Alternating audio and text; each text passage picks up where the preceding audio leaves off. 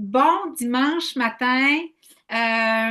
Happy Sunday morning. Days are flying fast, so by, so fast. So, losing my English.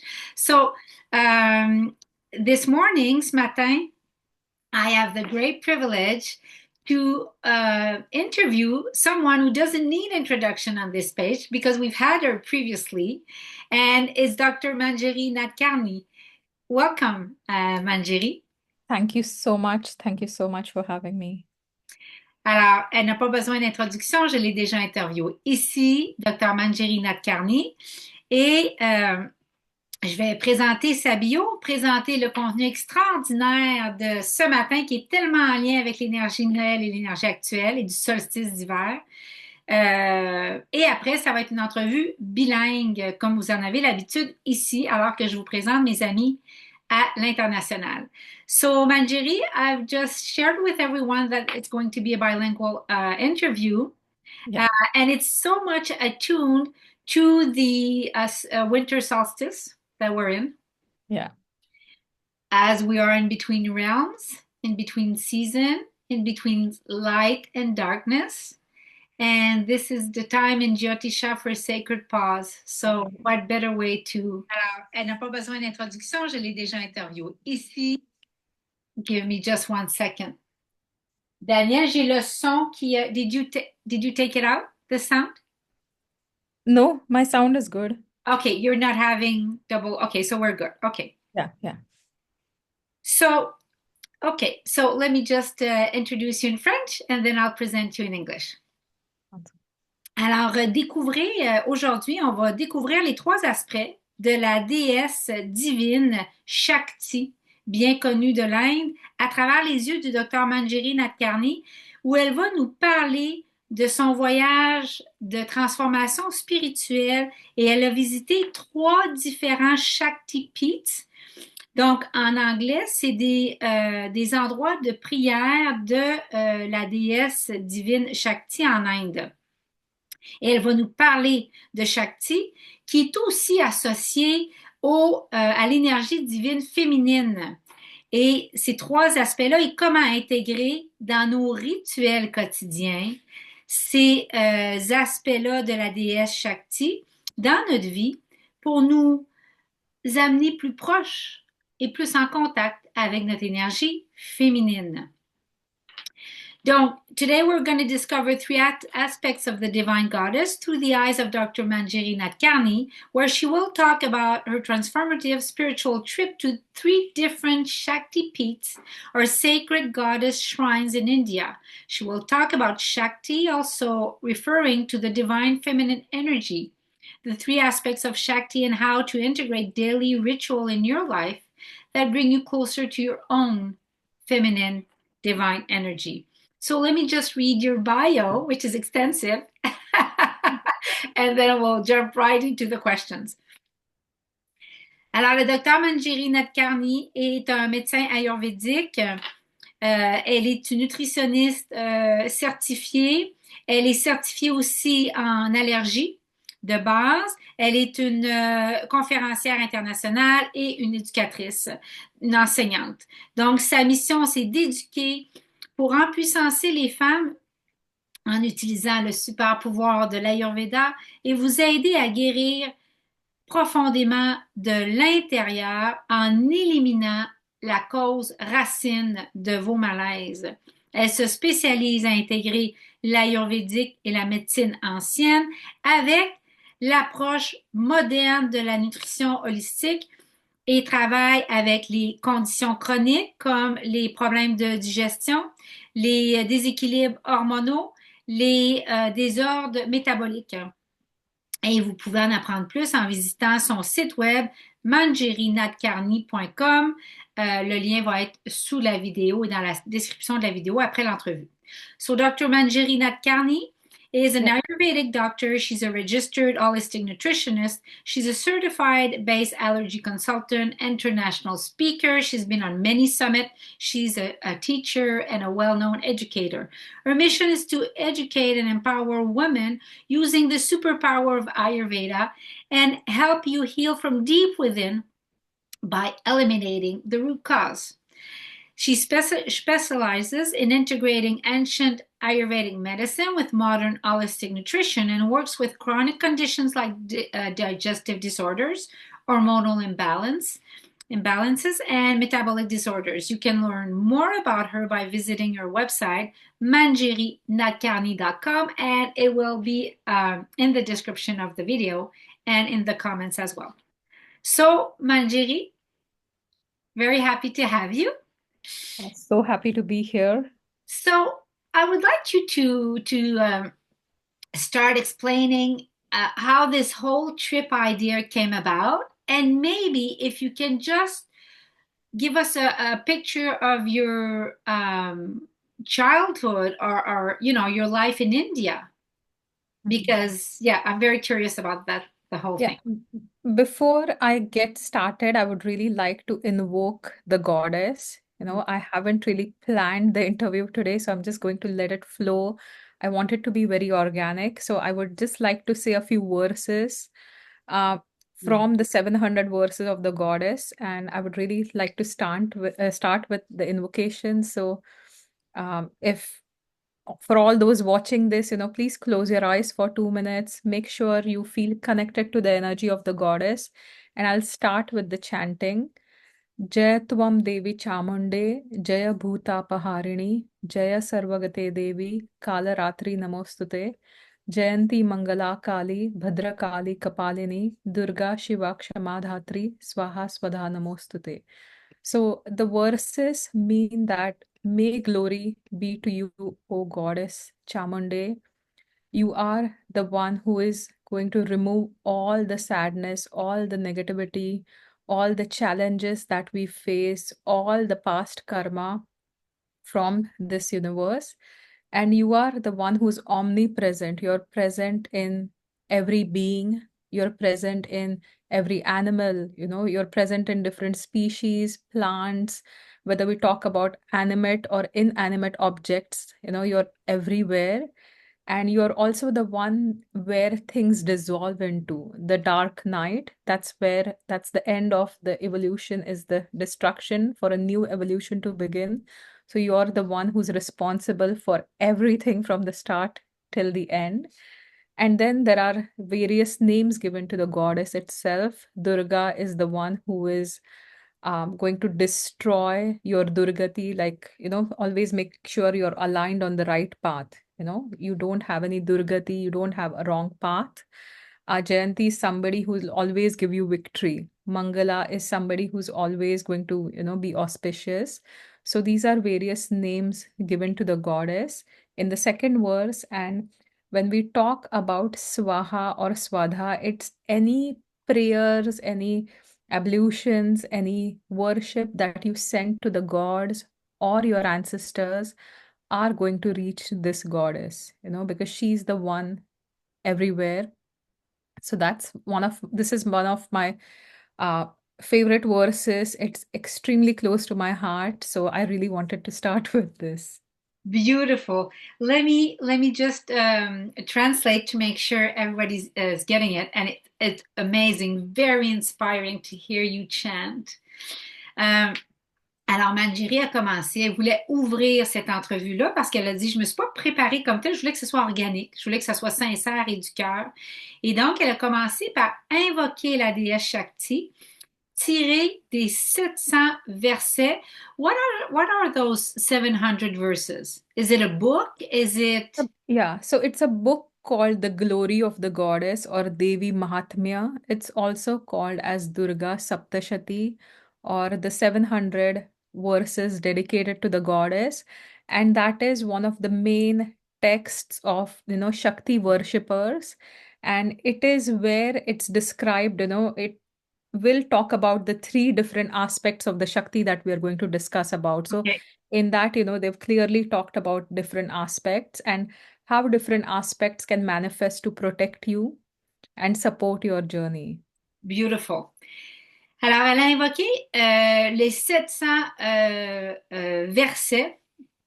C'est un livre qui s'appelle Gloire à la déesse Shakti.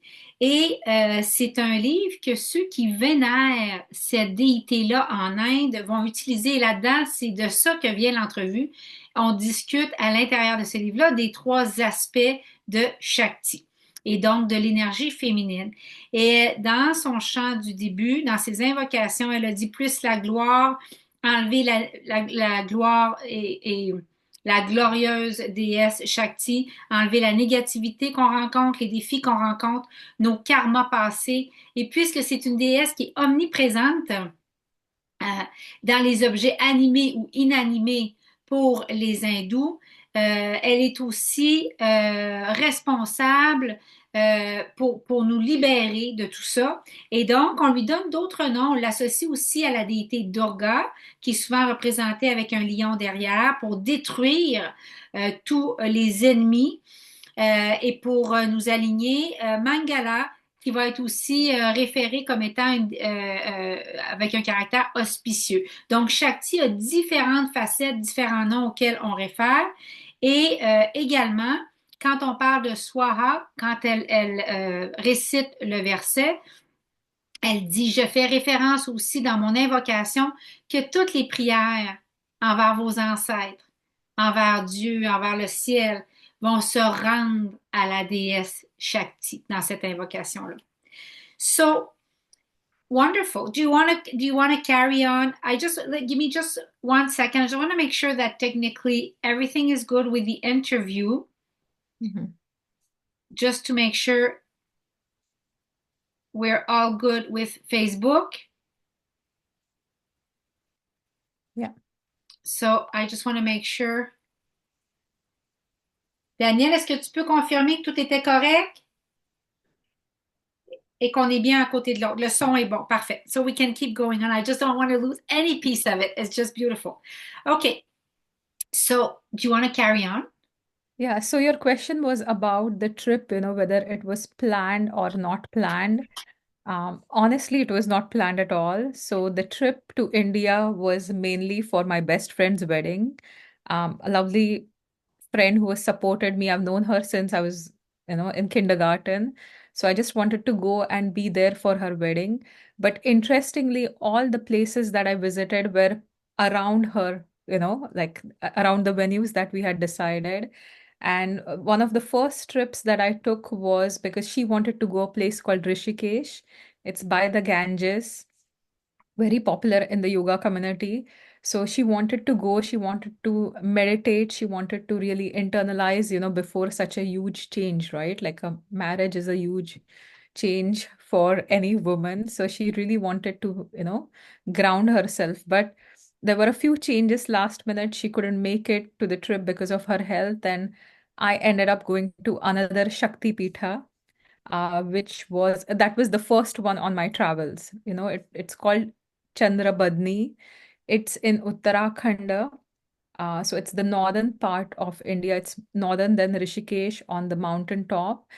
And I cannot even describe the experience. It was magical. It was beyond magical. It was Chandrabadni means the goddess whose body glows like the moon. And that was where I found so much peace, so much inner connection. Um, I felt closer to my mom. I lost my mom a few years ago, and I think my mom was very like instrumental in helping me on this journey, even, not being in her physical body now.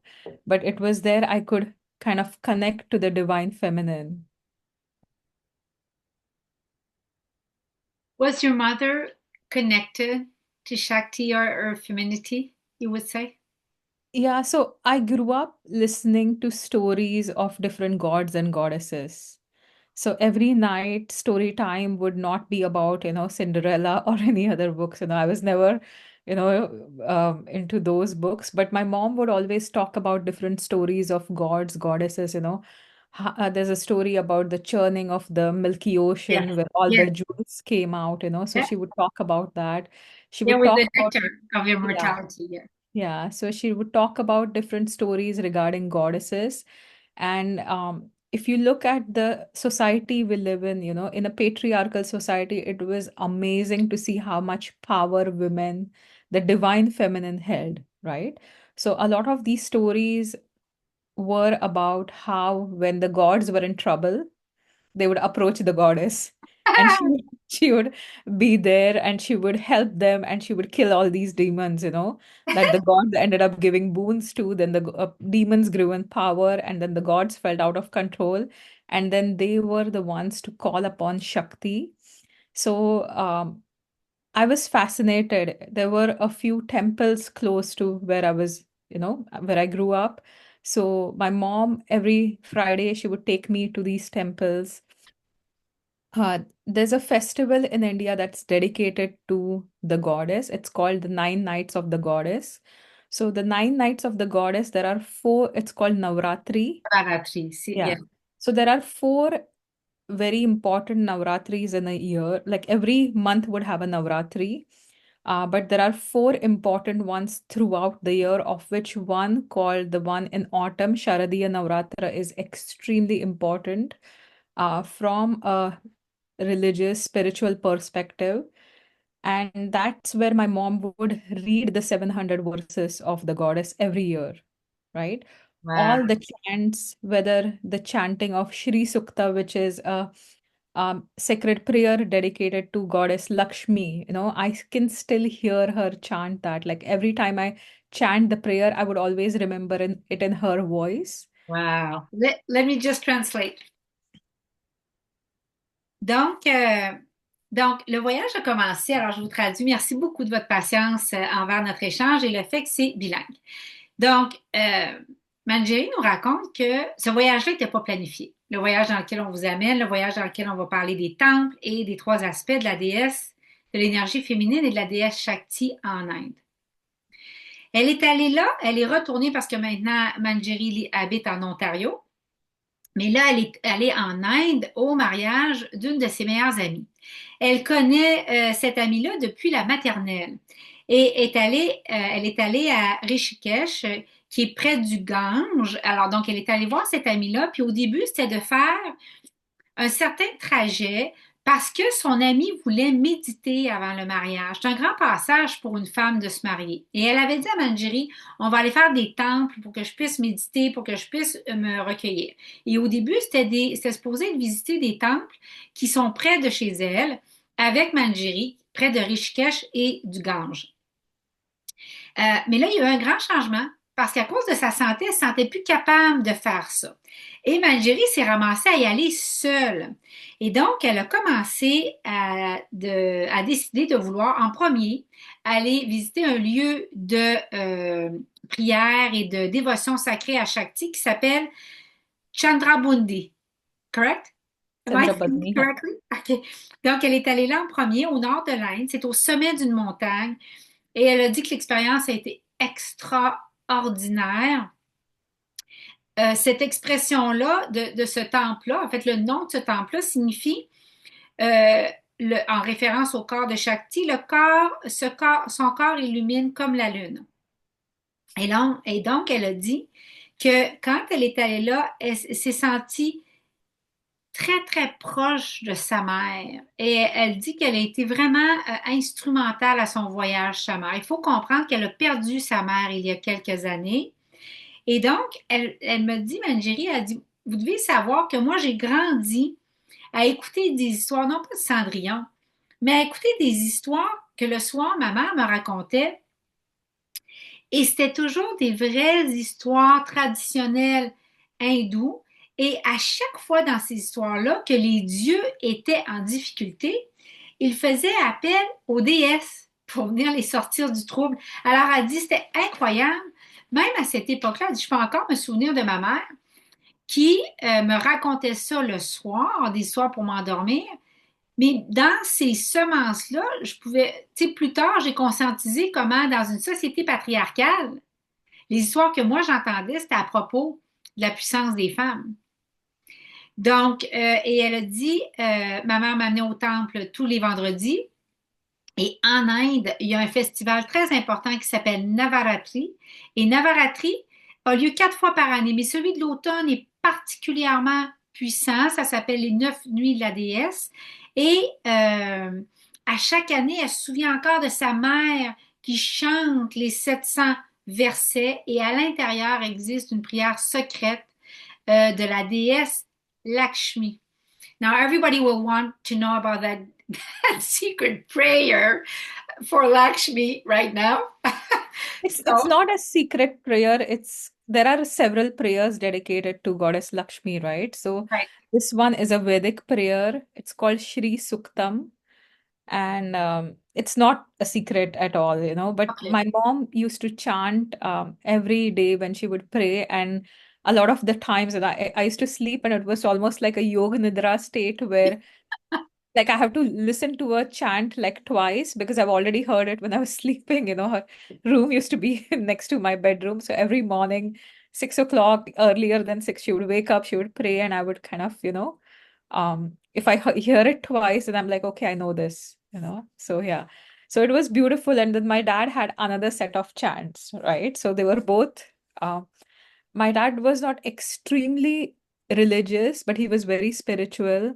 So growing up, you know, every year during Diwali, there's a day dedicated to Goddess Lakshmi. So he would go to a temple in Mumbai called Mahalakshmi Temple. It's very famous. And in the temple itself, you will see three aspects of the goddess. So there is Mahalakshmi, there is Mahasaraswati, and there is Mahakali. And I have been to the temple innumerable times, and it is also a place where you find a lot of peace. You know, it's in a really busy area, but there are lines, you know, no matter where you go in India, whichever temple, there are going to be lots and lots of people. But the kind of peace you find in the chaos around you is something that can't be described. Wow. So a lot of worshipers, many worshipers, always even Indian, like not tourism. It's Not tourism, no. And the one I went to in Uttarakhand, the Chandrabadni temple, I'm gonna see if I can find um yeah, so can you see my yeah. screen? Yeah. So that's the temple that I was, you know, visiting. That's the peak of the temple, Chandrabadni temple. These are some ancient statues, some ancient, you know, tridents, a lot of very old statues of the goddess. And this is where you can make offerings. You know, you can add some wood, you can add camphor. So several ways to make offerings. And yeah, so this is what the temple traditionally looks like. Um, and this was on the top of a mountain. So you have to walk quite a bit. And it was not as populated, you know, it was very calm, it was very quiet. So I could see a lot of married couples, you know, going there for the blessings. I could see some women carrying their young ones to seek blessings of the goddess. Um, so this was like most people belong to, you know, in my culture, we have family deities, right? So family goddesses. So there is a protector goddess responsible for a family. And then you are like, if you connect to her, your life just becomes easier. It's very easy to invoke your family goddess. And like a lot of the people in that region had Chandrabadni as their family deity. So you have to pay respects to your family deity first. So that's where they all were. But um, Let me it let was amazing. let me Yeah. just translate. But I just want to clarify something. You are hearing Manjiri every morning around 6 o'clock in the other room, your mother chanting. Yeah. Yeah. Growing up, yeah, that's how it was. You know, she would wake up really early, she would chant, and next to my bedroom was a small prayer room. That's where she would sit, Wow. and I could hear all the chants. Yeah. And you were very young.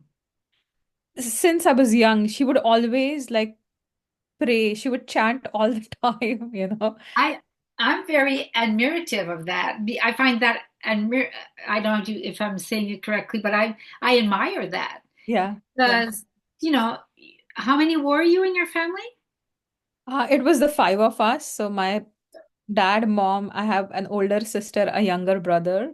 So still a busy mom, Yeah. but Yeah. making place for a spiritual life. And chanting, like if my friends would call me as I grew up, they would still hear, they were like, oh, is it music in the background? I'm like, no, it's my mom chanting. So it was that the Shakti was a part of her day-to-day life. And that is something I would love to talk to people about. Or, it's not when we are under a lot of stress that we should reach out to the goddess, right? It's you have to connect with her on an everyday basis. She has to be an integral part of your life, and you have to be in that deep connection with yourself, because that's what she allows. Often we feel so disconnected, we are stressed, and suddenly we remember God to help us solve our problems. Yeah. But if you are connected to her all the times, you wouldn't create those problems in the first place. Good. Let me just translate that piece. It's beautiful. I agree. So, alors, elle dit euh, qu'elle a grandi avec sa mère qui chantait, comme on a parlé, et qui chantait notamment, elle dit, cette prière-là, c'est moi qui ai mal compris, la prière à Lakshmi n'est pas secrète, c'est une prière védique qui s'appelle Shri Suktam. Alors, Sri Suktam. Et sa mère chantait ça le soir, puis c'était presque comme du yoga nidra. Manjiri rentrait comme dans une espèce d'état méditatif de demi-sommeil pour celles parmi vous qui connaissaient le yoga nidra. Et donc, à 6 heures le matin, sa mère priait et récitait des chants. Et donc, son père, lui, donc elle a grandi avec ça. Même très, très jeune, elle entendait sa mère faire ses invocations le matin dans la chambre d'à côté. Puis elle disait qu'il y avait même une autre pièce dans la maison qui était une pièce de prière. Et donc, son père, lui, n'était pas religieux, mais il était très spirituel. À toutes les années, il allait à Mumbai, dans un temple qui s'appelle Mahalakshmi, qui est très, très connu et populaire là-bas, dans lequel on fait une dévotion sur 3 aspects de Lakshmi, qui est Saraswati, Kali et Lakshmi, qui est 3 visages de la déesse Lakshmi, qui ont 3 noms différents. Elle est allée tellement souvent, puis elle dit, c'est fou de voir, comme Mumbai est tellement peuplé, l'Inde tellement, ça fourmille, mais elle dit, dans cet endroit-là, il y a une paix qui est hors de ce monde. Il peut y avoir des lignes, puis elle dit, c'est pas du tourisme, là. Elle dit, c'est les hindous qui recherchent cette dévotion-là et qui font la file pour aller se recueillir. Elle disait, quand elle est allée au temple qu'elle nous a montré, elle disait qu'elle a marché beaucoup, puis qu'elle croisait des femmes avec leurs enfants, des gens qui venaient de se marier, qui voulaient aller chercher des bénédictions pour leur mariage. Et encore là, pas de touristes, très peu, parce que en Inde, on a des déités, une déesse, typiquement, qui est assignée à la famille. Et on doit, dans le respect de ça, quelques fois par année, aller se recueillir vers notre déesse qui est chargée de protéger spécialement notre famille. Donc ça, c'est une des coutumes en Inde. Et elle disait elle dit, vous savez, elle dit, ce qu'il faut comprendre, puis elle dit ça, c'est un des messages que je veux transmettre aux gens ce matin. C'est certainement une chose qu'elle a appris. Elle dit, on ne fait pas de dévotion à Dieu juste quand ça va mal. Elle dit, quand tu fais de la place pour de la dévotion envers le Dieu de ton cœur à tous les jours, ben tu n'arriverais pas dans ces problèmes-là que tu rencontres aujourd'hui au point de départ. So you can surely keep going. So tell us more. And I can ask you questions too, but I think you're on a thread. I want to hear it some more.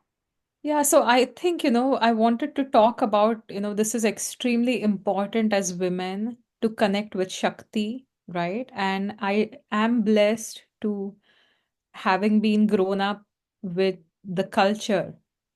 I am also somebody who resisted a lot of it later on, when you're growing in your teenage years, you start questioning everything, you start to understand independence of thought, and then you start questioning everything, right? So I was trying to figure out whether it was superstition, whether it was about spirituality. So I kind of fought a lot, questioned a lot. but from an experiential aspect, once I started experiencing, it's almost like coming back home, even in my teenagers, I would question and I would be like, no, I don't know. And then you would have some kind of an experience that forces you to believe that, okay, this is the truth, right? And I also grew up being very competitive with the other gender, right? Because we are constantly, as women, we try to especially if you grow up in a patriarchal culture, right? So one biggest blessing I had was my dad helped me, um, he did not treat me any differently than my brother. I had the same liberty, I had the same responsibilities, um, a lot of freedom, maybe even more than my brother because my dad did trust me. But when you start seeing things around you, you always you have that, okay, men act different. Why do they have so much? Then you start competing with everyone, right? And then that takes away from your feminine energy. You try to be masculine, you try to shout and yell, and that's how, And push so and be an push. ambition and, like, Yeah. yeah, Yeah, yeah. yeah. So, yeah, just push and compete and always try to prove you're better, right? So that takes up a lot of your energy, your personal energy. And when we talk about this feminine energy, when we talk about Shakti, every single woman has that energy, right? So when we talk about the 700 verses of the goddess herself has said that I reside in each one of you, right? So whether it's a man, whether it's a woman, we are both going to have an aspect of the masculine energy, an aspect of the feminine energy. But as born as women, we have to really respect that energy, and we have to really get a little bit connected to the energy. We have to really get a little bit introverted. Once you start connecting with the energy, you will find your inner strength. You will discover your inner strength, that you don't have to push with anything. You don't have to fight for anything. You don't have to prove anyone anything, right? So whether it's a societal pressure you're facing, whether it's a professional pressure, women are still not as much part of the workforce. Men dominate the workforce, right? Whether it's professional lives or when we talk about personal pressures, family related, relationships, this can all lead to a burnout, right? But if you Yeah, are, and I just want to say something. I just want to add to what you're saying, and then we're just going to pause so I can translate. yeah, But this is so true what you're saying that to this day, with some members of my family, if yeah, if I'm more in tune with my emotions, yeah, it's like Vaseline. They don't have a clue what to do with it. yeah, They're embarrassed by it. yeah, And they're almost reflecting to you, they're almost reflecting to you, why are you taking us in that deepness? Why are you making us feel so much? We're not enjoying this. yeah. And you're being shamed into being, voicing Emotion. Yeah, what's alive. yeah. So it's huge what you're conveying to us today. It's huge. Yeah, and it's essential because I think, earlier in the years, even in my graduate school, when I was doing Ayurveda, it was always something like, oh, I have to be better than the boys, or and lucky for me, I You were was good. I was good, right? And I didn't have to study as much as some of them did. So that really irked them that, okay, I'm studying and studying and studying, and you're still getting better score, That's and funny. So let me just translate, OK? Give me just 1 second. Alors, Manjiri explique, euh, elle dit, vous savez, elle dit, dans notre société, bon, alors, premièrement, je veux juste retourner sur quelque chose. Elle dit, durant mon adolescence, je me suis rébellée. Je questionnais beaucoup, je me suis tournée un peu de toute mon enfance et comme je voulais pas aller là. C'est comme si je voulais pas retourner dans cette partie-là spirituelle, puis dans la féminité, puis dans ce que j'avais appris. Mais elle dit après, t'arrives des expériences, puis tu es obligé de dire, ah, mais ça, c'est la vérité. Puis elle dit, les expériences me ramenaient constamment à ce que j'avais appris à ce que j'avais apprise plus jeune au niveau du pouvoir de Shakti et l'énergie féminine.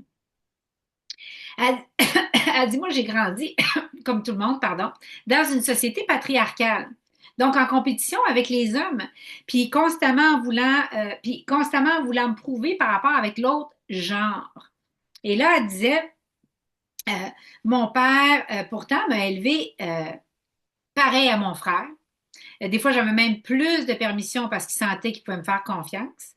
Euh, mais, tu sais, dans la société, là, les femmes, on est encore enseignées à pousser, à compétitionner, à se prouver. Et elle disait ça, ça nous épuise, ça nous vide. Et c'est important de vous souvenir que la déesse Shakti réside en vous. Et oui, si tu n'es pas née femme, tu as les deux énergies, une énergie féminine et masculine. Mais elle dit, quand tu es née femme, c'est important de connecter à cette énergie-là. C'est important d'avoir des moments introvertis parce qu'elle dit que ce soit la pression de société, que ce soit la pression dans les familles, on doit ne pas perdre de vue cette énergie-là. Puis elle dit, moi, quand j'ai étudié en Ayurveda, j'étais encore mue par le désir d'être meilleure que les autres garçons, puis j'avais pas étudié aussi fort, puis je réussissais. Juste parce que j'avais un talent pour l'Ayurveda où j'étais déjà versée là-dedans. Fait qu'elle dit, fait que ça, puis je lui dis, puis même encore aujourd'hui, moi, dans mon cercle de famille, quand je viens émotive ou quand je veux parler de ce qui est vivant à l'intérieur de moi, par moment, tu te fais sentir honteuse de connecter à ça. Puis il y a des gens dans ta famille proche ou dans tes amis proches qui vont te faire sentir comme que c'est de la vaseline et on ne sait pas quoi faire avec tes émotions. Plus que ça, on t'en veut de nous faire descendre là parce qu'on ne veut pas y aller. Donc, yeah, you can keep going. It's a fascinating subject. Yeah. And this is, going back to, why is it important? Balancing masculine and feminine energies are extremely important at this point of time. You are seeing a lot of conditions in women ranging from, higher levels of testosterone caused, found in conditions like PCOS, PCOD. You're finding early menopause because women are constantly fighting and flighting, right? So the menopause that's going to be there as a part of your normal life, later 50s, you're now seeing the same in women in 30s, right? Late 30s, early 30s, 40s. So when you are pushing yourself too much, when you're constantly fighting, flighting, you're constantly taking away from your feminine essence, you're again getting very harsh with yourself. That's another thing I've seen in realms of competition. There is this every woman I talk to, every patient I talk to, all my friends, there's this somewhere in your mind that, oh, I'm not doing enough. I'm not being enough. I have to do more and more rather than cherishing yourself, rather than respecting in yourself, rather than making your life happy, being content, fulfilling. You're always looking for that extra and pushing hard and that extroversion. And that's going to take away from your feminine energy. A lot of emotional wounds, right? A lot of emotional wounds due to suppressed emotions, right? Not being able to express yourself. That emotional healing, that self compassion, that transformation is only possible through the energy of Shakti, right? And today, whether it's finding a purpose in today's life, whether it's grounding yourself, whether it's understanding that there is no other way than just being in the flow, being in acceptance, being completely in tune with yourself, all those softer emotions, softer, thoughts that are going to connect you to your feminine energy, right? So I want every woman to ask themselves, that what are some simple ways that you can connect with your feminine wisdom, how can you connect with your divine feminine? How can you connect with Shakti to be able to handle the challenges in your life? And how can you really embrace this energy? What changes do we need to make in your life? And this is going to vary individually.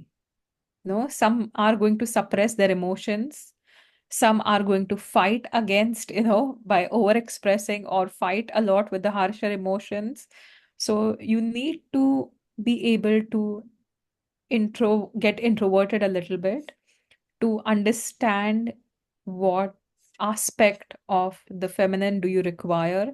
Yeah. And that's where we will talk about those three main aspects of the divine feminine. Yeah, and what are your default response, What are your survival mode that you learned that come up every time but are detrimental to your health? Yeah.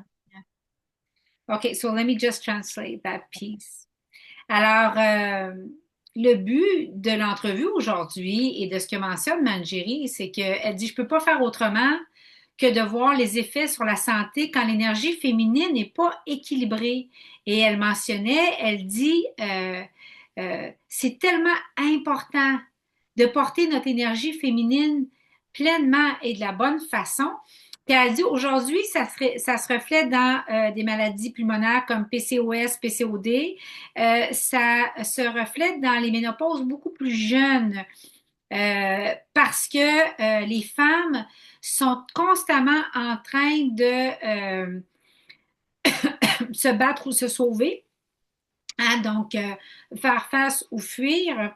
Et donc, ce qu'on voyait avant dans la cinquantaine, dans la ménopause chez la femme, c'est rendu qu'on le voit fin trentaine, début quarantaine.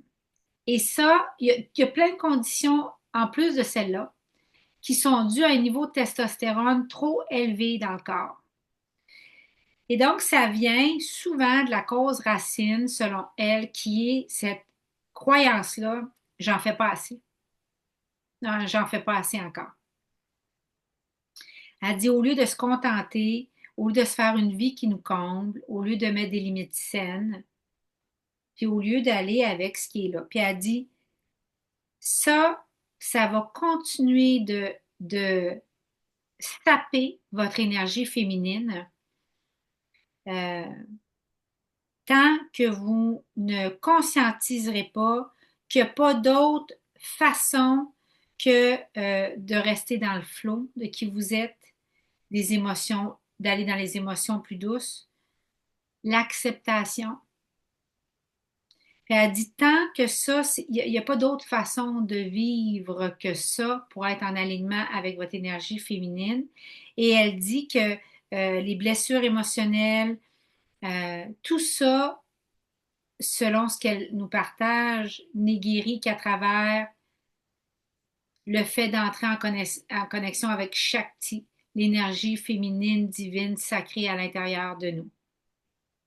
Et donc, elle dit, je veux que les femmes se posent comme question ce matin, quelles sont les façons simples pour vous que vous pourriez connecter avec cette énergie-là au quotidien et quel changement devrait se passer pour augmenter cette connexion-là? Et elle dit, tu sais, Marie-Hélène, il y a des femmes qui vont supprimer leur énergie féminine. Il y en a qui vont se battre constamment avec tout.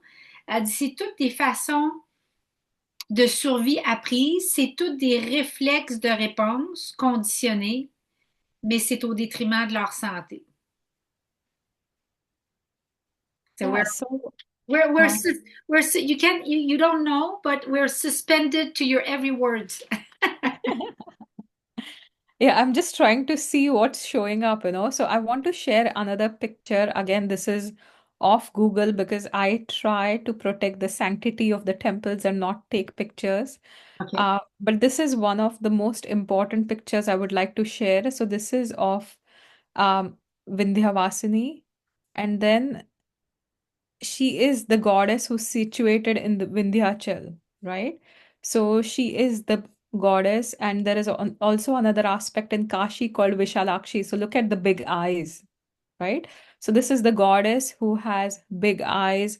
She's seated on a lion, she can see everything. So it's the fierce form of the goddess. So when we talk about feminine energy, right, there are different aspects to it. And an aspect of the feminine energy means being in flow, being calm, being composed, but an aspect of the feminine energy also makes means that you have to stop the wrong things in its tracks, right? Just being at the receiving end does not mean feminine energy. So this is also something I just wanted to clarify a little bit, because when we talk about the masculine versus the feminine energy, the energies are very different than the roles that are gender defined in the culture, right? So being in your feminine energy does not mean being in the victim mode, just having somebody do not so nice things to you and not even be able to voice yourself. There are different aspects of the goddess that you will have to embody at different times of your life. And one of the most important things why you need to connect with this goddess is to really connect with your own intellect, right? So when we talk about pradnya, your inner knowledge, your inner guidance, a lot of the aspects, buddhi, that's your wisdom. So these are all feminine words in Sanskrit, right? So I would believe that these are dedicated to the Shakti, the divine essence, the divine feminine, your feminine wisdom. You can call it by different names, but all this buddhi, your intelligence, pradnya, which is your inner intellect, right? And in Ayurveda, we talk about pradnya pradha as one of the three main causes of Cause of disease. disease, yeah. Yeah. So you're going against your inner wisdom.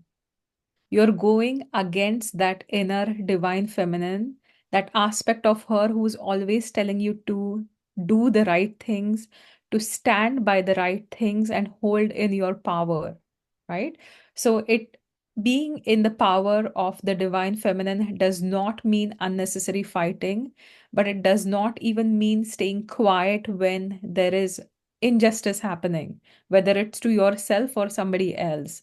So you have to be able to navigate this with your own connection within. And that is why it's very important for you to develop that connection, for each and every one of us to develop that connection. When to voice your opinion, when not to voice your opinion. So this is only something that your discriminatory and power.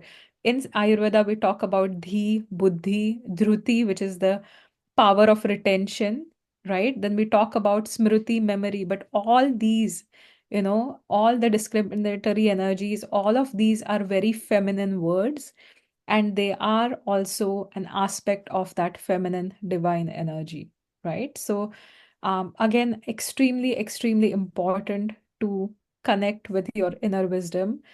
Before we move to the three goddesses, yeah, if you want to translate this part and Yes, absolutely. So, alors, elle nous a montré. Can you put the picture again of Vidyavasini, yeah. Vidyavasani? Thank you. Vidyavasani, thank you. Alors, elle nous a montré, Dr Manjiri, une déesse qui s'appelle Vidyavasani. Et on voit dans le haut de l'image ici des yeux et le visage noir. Et la déesse est sur un lion qu'on peut voir la tête plus bas. Et elle dit elle dit, c'est pour montrer, et c'est une des déesses aussi, comment, en étant dans votre pouvoir d'énergie féminine divine, en étant dans la puissance de Shakti, c'est quand même une déesse qui représente l'énergie divine, mais très combative. Et c'est pour illustrer à quel point vous allez devoir, puis cette déesse-là est reconnue pour combattre, arrêter ce qu'il y a de mauvais dans le monde. Et donc, l'énergie féminine, à différents moments, vous allez devoir incarner différents aspects de l'énergie féminine sacrée. Et ça, elle disait, vous savez, l'énergie féminine divine, c'est très différent des genres qu'on voit dans la société. Alors, pour une femme, ça ne veut pas dire d'être en mode victime. Par moment, il va falloir dénoncer ce qui est mauvais. Et si tu es victime, puis tu peux jamais parler puis donner une voix à ta position dans la société, ben c'est pas de ça qu'on parle en termes d'énergie féminine sacrée. Ça veut dire que par moment, tu vas, puis elle dit en Ayurveda, il y a des termes très spécifiques qui désignent ça. Donc, Bodhi qui est la sagesse, Prajnaparada qui est l'intelligence ou l'intellect, et Prajnaparada en Ayurveda, je vous le rappelle, c'est la cause première de toutes les maladies. C'est toutes les fois où l'intellect échoue pour faire les bons choix. C'est la première cause qui nous entraîne vers la maladie. Hein. Souvent, on sait ce qui est bon pour nous, on ne le fait pas. Donc, c'est pour ça que l'Ayurveda reconnaît que c'est la cause première de la maladie. Et donc, vous devez, alors toutes les fois que comme femme, vous allez contre votre sagesse intérieure, contre votre intellect, contre ce que vous savez être pour votre plus grand bien, euh, bien, vous êtes en train de vous blesser. Elle dit, c'est pour ça que pour naviguer correctement la vie tout en étant en santé, puis en santé parfaite et optimale, bien, c'est important que vous connectez à votre Shakti intérieur, que vous restez en connexion avec votre énergie féminine sacrée en tout temps, parce que ça va vous guider à savoir quand parler et quand vous taire, entre autres, et dans les bons choix pour toi. So you can keep going. So I wanted to know, do you so now we've talked about why it's important to connect with Shakti in today's challenging times. Do you want to tell us um, uh, what are some daily rituals that you would see or that you would like for us to try maybe in order to connect? Yeah, so there are several, rituals that you could do to connect with the divine feminine Shakti. One of the ones is a morning mantra, right? So again, you could start the day by any invocation, right? It doesn't have to. Sanskrit mantras, Vedic mantras are very popular. So you can do a Lakshmi mantra or a Saraswati mantra or a Kali mantra, but you have to be prepared, right? So again, when you're invoking a goddess, you're trying to channelize that energy in yourself. So before the rituals, I really wanted to talk a bit about the three aspects. Yeah. So if I can share my screen, and I'll talk about different aspects of the goddess so you get a better idea what you really need to be invoking. Uh,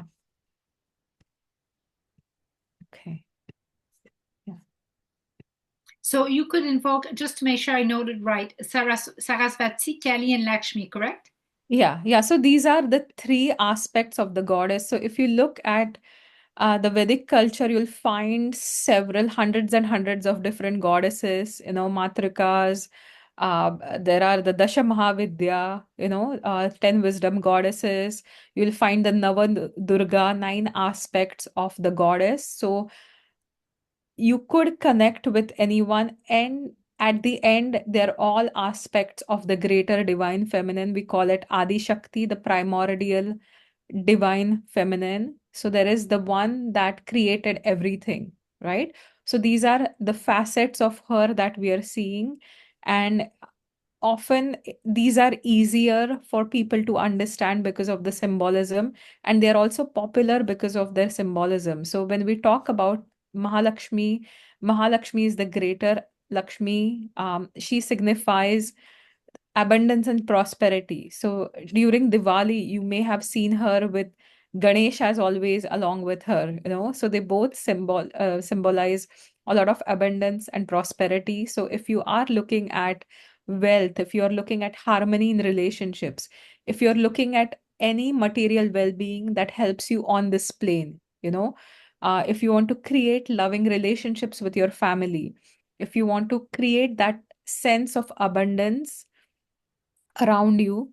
And again, peace is very important aspect of abundance as well, right? So emotional peace, spiritual peace, a lot of generosity, your manifesting, manifestation is extremely like a key word today, right? When you're trying to manifest a lot of the worldly material, right? Oh, I need the best job possible for me. That's where you are going to be focusing on Shri Mahalakshmi.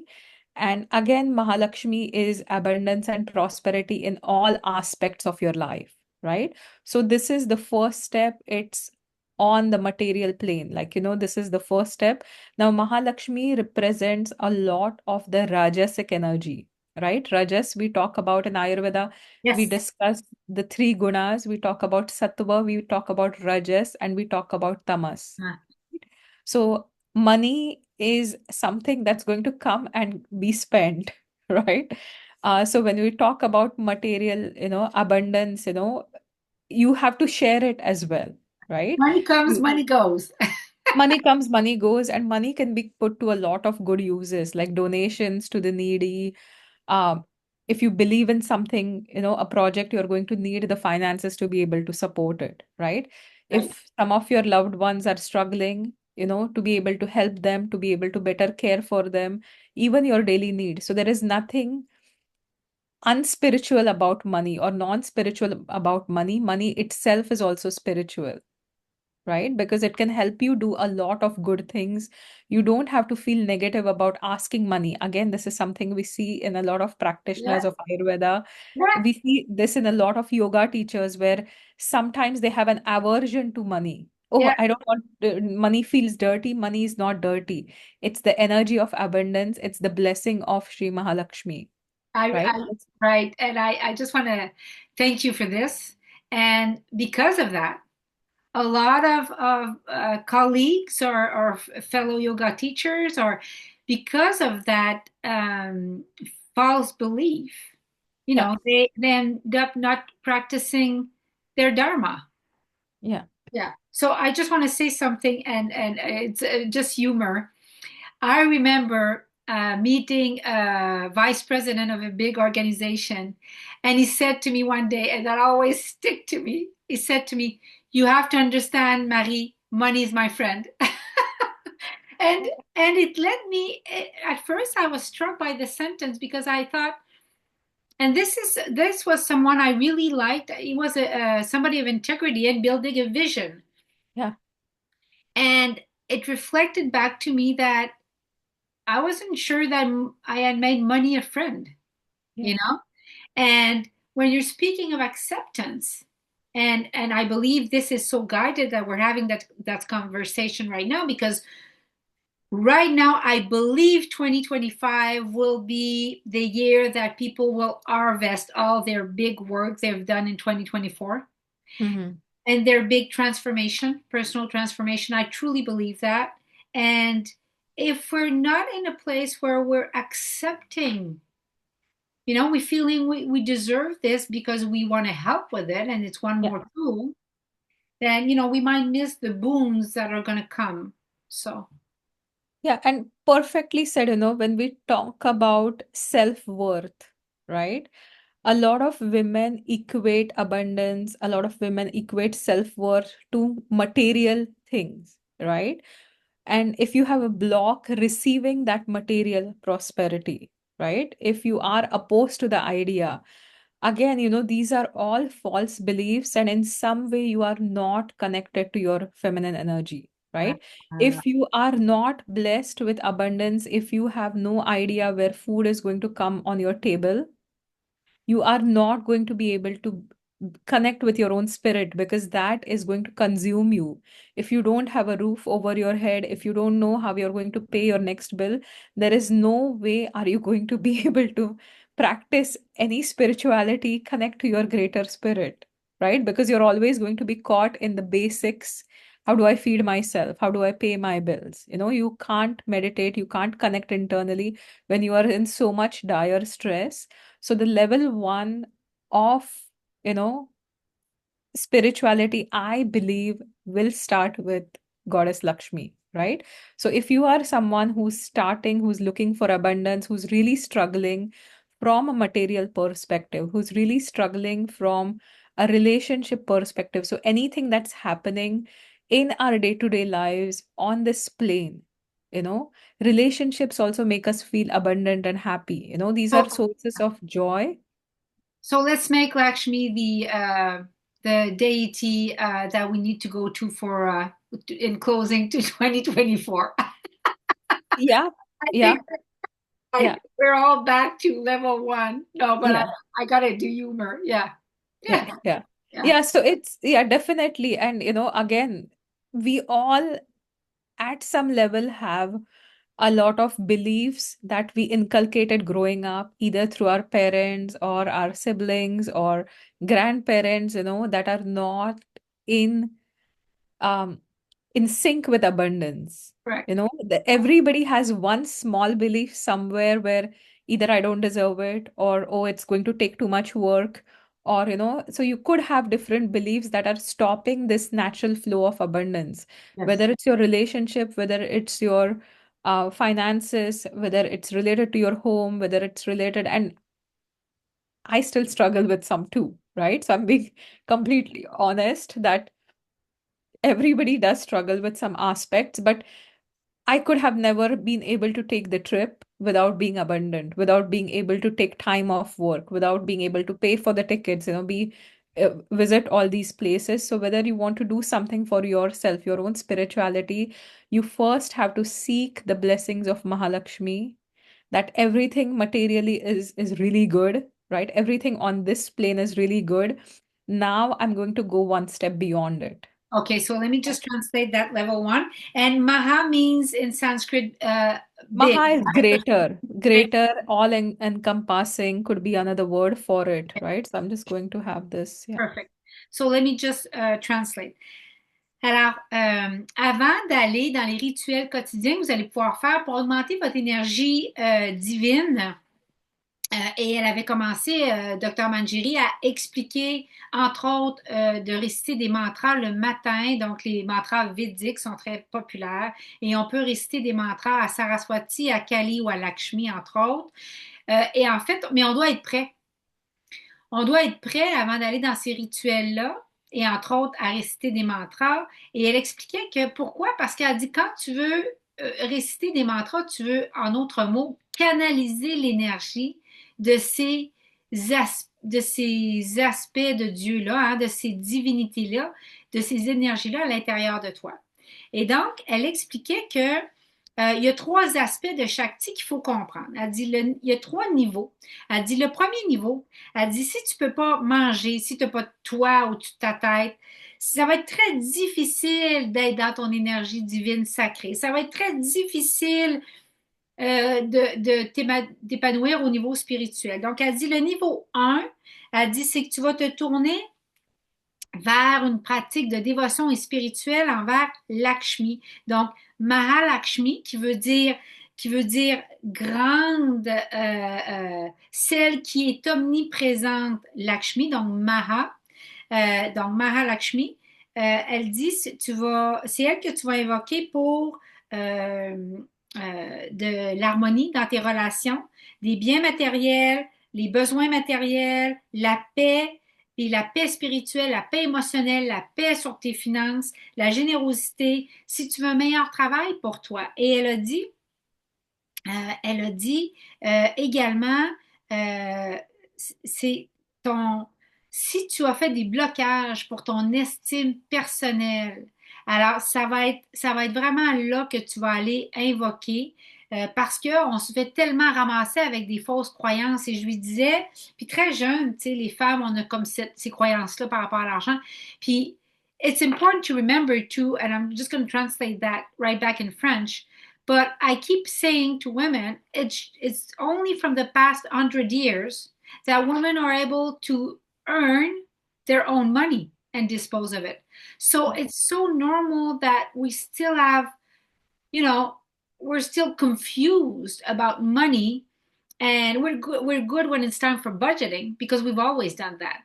But when it's time for really opening us to all the abundance that's there for us, I really truly believe that it's so new for us somewhere. So let me just translate. Donc, je lui disais que c'est tellement nouveau pour nous, les femmes, l'argent, puis on l'oublie, mais ça fait seulement 100 ans ou à peu près que les femmes peuvent gagner leur propre argent et en disposer comme elles le veulent. Donc, c'est normal cette confusion-là. Mais si vous ressentez des blocages, alors vous ne serez pas capable de connecter à cette énergie divine-là, qui est la prospérité, qui est l'harmonie, qui est l'abondance en tout, peut être capable de subvenir aux besoins. C'est une déité féminine, Lakshmi, donc ça serait le niveau 1 d'invocation. Euh, et en passant, euh, ces trois aspects-là de Shakti, c'est comme on a Adi Shakti, qui est l'aspect primordial de l'énergie féminine sacrée en Inde, mais on a donné trois facettes, donc Mahalakshmi, Mahasaraswati et Mahakali, parce que pour la symbolique, c'était plus facile pour les hindous de comprendre les trois aspects de l'énergie féminine sacrée de cette énergie primordiale-là qui est Adi Shakti. Donc, alors, le niveau 1, ça serait d'invoquer Lakshmi. So you can keep on continuing. Thank you. I wanted to quickly ask how much time do we have? Oh, we can take. Okay, okay, perfect. Yeah, yeah, I think awesome. it's Yeah, amazing. It's an yeah. amazing interview. So again, this is open to interpretations too, right? But this is like my thoughts around it. Another aspect where we talk about Lakshmi or invoking Lakshmi is to be able to receive, right? So receiving help. I have seen so many women struggling today without even letting the other, women know about it, right? So I connected with a friend of mine yesterday after, I don't know, like 7, 8 years, and I had no idea how difficult times she was going through, right? And all I was telling her is, why didn't you call me then? All you had to do was just call me, right? I may have just listened to you. I may not have been able to maybe support you, but emotionally I could have supported you, right? So you also have to be able to receive help, be open to receiving, right? So receiving also, whether it's abundance, whether it's finances, whether it's just some emotional support, right? So everything that you're talking about on this plane, that's making you thrive. You have to go above just the survival, but anything that makes you thrive, we look at Lakshmi for it, right? If you look at her symbol, look at, she's sitting on a lotus, right? So lotus always rises. If you look at the lotus pond, it's all mud, and then there is this lotus that is untouched by the mud, right? So no matter how difficult your circumstances are, no matter how challenging you have been, what challenges you have been given, what cards you have been dealt in life, to be able to rise above that, to be able to be connected with yourself, to understand, what do I need to do? How do I need to get that support? You can start invoking Goddess Saraswati. Wow. Wow. So you're saying Saraswati, you're referring to Lakshmi. Lakshmi, yeah, sorry. Yeah, Lakshmi. So we go to Saraswati next, Yeah. yeah, figure that. I'm a Westerner. I can be Yeah, easily lost. yeah, Okay. So let me just translate. yeah. Alors, elle disait aussi qu'un des aspects de Lakshmi, c'est de vous aider à être capable de recevoir de l'aide sur tous les plans. Elle dit que vous, peu importe si vous avez des défis à n'importe quel niveau, puis elle dit, j'ai appelé une amie, puis elle dit, les femmes, on le dit pas quand on a besoin d'aide, on le dit encore pas assez. Puis elle dit, je parlais à une de mes amies avec qui j'avais pas parlé depuis longtemps, puis elle dit, j'arrêtais pas d'y dire, mais pourquoi tu m'as pas appelé? Elle dit, j'aurais peut-être pas pu t'aider financièrement, mais émotionnellement, j'aurais pu certainement t'aider. Pourquoi tu m'as pas appelé? Donc, elle dit, si vous voulez du support, si vous voulez n'importe quel, puis être capable de recevoir, être capable de recevoir. Et je disais tout à l'heure à Dr Manjiri, je disais que ma conviction la plus grande, c'est qu'en 2025, les femmes, nous allons, tout le monde qui a travaillé fort en 2024 pour leur transformation, pour cheminer, pour guérir, en 2025, on va avoir une récolte. Je suis absolument certaine de ça. Puis je disais, si tu n'as pas travaillé ta capacité à recevoir, ben, on va vouloir te donner où tu vas recevoir un héritage, où tu vas recevoir quelque... puis tu vas pas l'accueillir, tu vas pas l'accepter, tu vas t'auto-saboter, tu sais. Donc, elle disait que la déesse Lakshmi, on l'a pris aussi pour ça et on l'invoque pour ça. Et elle faisait remarquer sur l'image que Lakshmi est toujours, presque toujours représentée assise dans un lotus. Et pourquoi elle est assise dans une fleur de lotus qui grandit dans un étang, dans de la boue? C'est parce que même si tu regardes un étang plein de boue, la fleur de lotus, elle n'est jamais touchée. Et donc, elle disait, peu importe vos challenges, peu importe vos défis, vous devez être capable de vous élever au-dessus de ça et vous allez être capable. Et Lakshmi va vous aider à le faire. Elle est toujours représentée par Ganesha. Ganesh qui est l'éléphant aussi, hein, qui enlève les obstacles, mais qui aussi s'assure que vous passez à travers les bonnes portes. Il est en charge des seuils de, de, de portes qu'on va traverser, des portails. Et donc, alors, le lotus est intouché et comme vous, vous ne serez pas touché par les défis, par les challenges. Si vous invoquez Lakshmi puis vous prenez de la hauteur par rapport à ça, même si vous êtes dans un étang de boue. So, sure, we can Yeah. keep going. So, So the next goddess in the sequence is Saraswati, right? So Saraswati is representing Sattva, right? Sattva is for clarity, Sattva is for vision, Sattva is for purity. You see a beautiful peacock behind her. She is, this instrument is called Veena. So it's the primordial guitar, you know, with a very sweet sound. So sound vibration started in the beginning. Sound healing you can connect with that as well. It's a white lotus. She's seated on a swan as well. Swan is a bird in the Hindu mythology. We believe that if you mix water and milk and give it to a swan, the swan is only going to be able to drink milk, right? So this symbolizes the discriminatory energy. What is good versus what is bad, right? When we talk about Ayurvedic Pradnya Pradha, your intellect, you're committing a crime against your intellect. Pradnya means your own inner intellect. Aparadha is a mistake or a crime, right? You're not listening to your inner guidance. You're avoiding listening to that. And then you're going to pay for the consequences, right? So every action is going to have a reaction. And that's exactly how karma is based, um, so to be able to get that discriminatory power, what is good for me, what is not, what is aligned with my path, what is my purpose, right? When we talk about women's issues today, like self-esteem, right? If you are comparing yourself with a man, or if you're comparing yourself with even other women, right? See, you cannot compare apples to oranges. You cannot compare a bamboo tree to a banana tree, right? So you just cannot, because everybody is unique. That's what Ayurveda believes in. So when we fall into this trap of working against our wisdom, working against the divine wisdom, right? To clear all that clutter in your brain, right? So from the materials plane, we are rising a little bit above into the discriminatory power, and we are looking at Mahasaraswati. If you look at her hand, she's also holding um, a book, the Vedas, or she's holding a lot of knowledge. So she has the key to your inner knowledge. So that is where you can invoke the goddess Saraswati. And there is a festival dedicated to Mahasaraswati, in spring called Vasant Panchami. So the fifth day in Vasant is the spring type festival.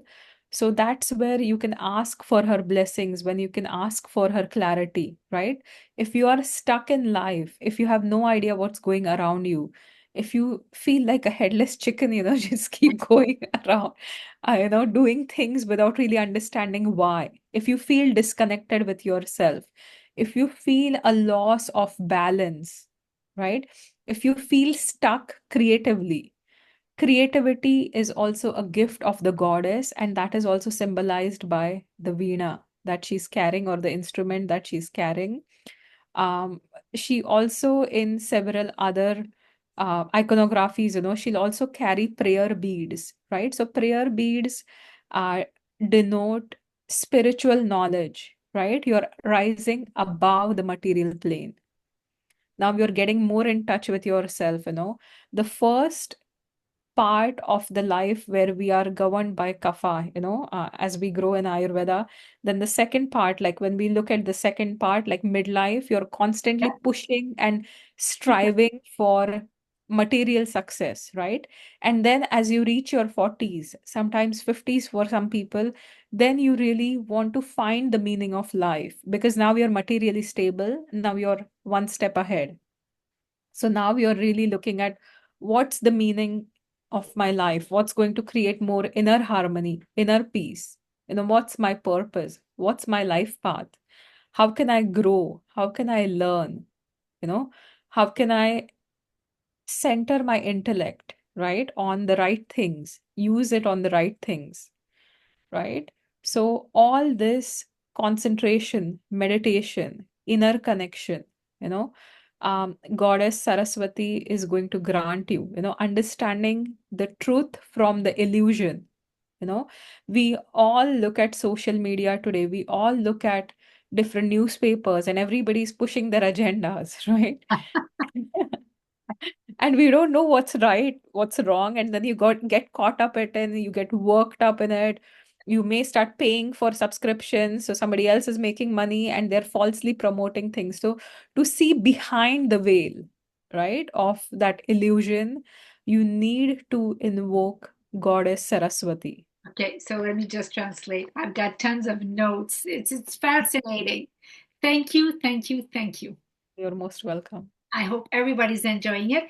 And guys, you all, if you enjoy this interview, please share, so we can all grow into harmony and into being open and being curious and being welcoming of different avenues to find peace and to be in peace and um, to be one in the heart of God, the way it takes shape for you. So, la deuxième façon d'avancer sur le chemin spirituel, c'est maintenant envers le deuxième aspect de Shakti qui est Maha Saraswati. Donc, la déesse Saraswati représente Sattva. Sattva, c'est la paix. C'est cet état d'esprit-là imperturbé qui est dans la quiétude. Et elle est représentée ici avec l'instrument Vina, qui est la guitare primordiale, hein, si on veut, le premier son cosmique. Et quand on fait, par exemple, des guérisons sonores, c'est en invoquant la déesse Saraswati. Elle est assise sur un cygne. Et pourquoi on voit un cygne dans le bas? C'est qu'on dit dans la mythologie hindoue que si on donne the swan will drink only the milk, correct? Only the milk, yeah. Donc, on dit dans la mythologie hindoue que si on donne de l'eau et du lait à un cygne, il va boire que le lait. Et ça, c'est en référence au fait que, et encore, on parle de prajna aparada, donc on a parlé tout à l'heure. Donc, quand on fait un crime contre notre intellect et donc ce qu'on sait qui devrait être bon pour nous, d'ailleurs, c'est la base du karma, et qu'on agit quand on est déconnecté de nous, elle disait que Saraswati, on l'invoque pour le discernement. Donc, par exemple, quand les femmes, on se compare aux autres, on compare le succès des autres ou ce qu'une autre a ou sur les médias sociaux, le rayonnement d'une femme versus nous. Donc, et quand on devient critique, bien, ça, l'Ayurveda reconnaît qu'on est tous uniques. Et donc, on voit ici Saraswati qui tient un livre. C'est un livre de sagesse, c'est un livre des Védas, entre autres, et c'est des textes d'écriture sacrée.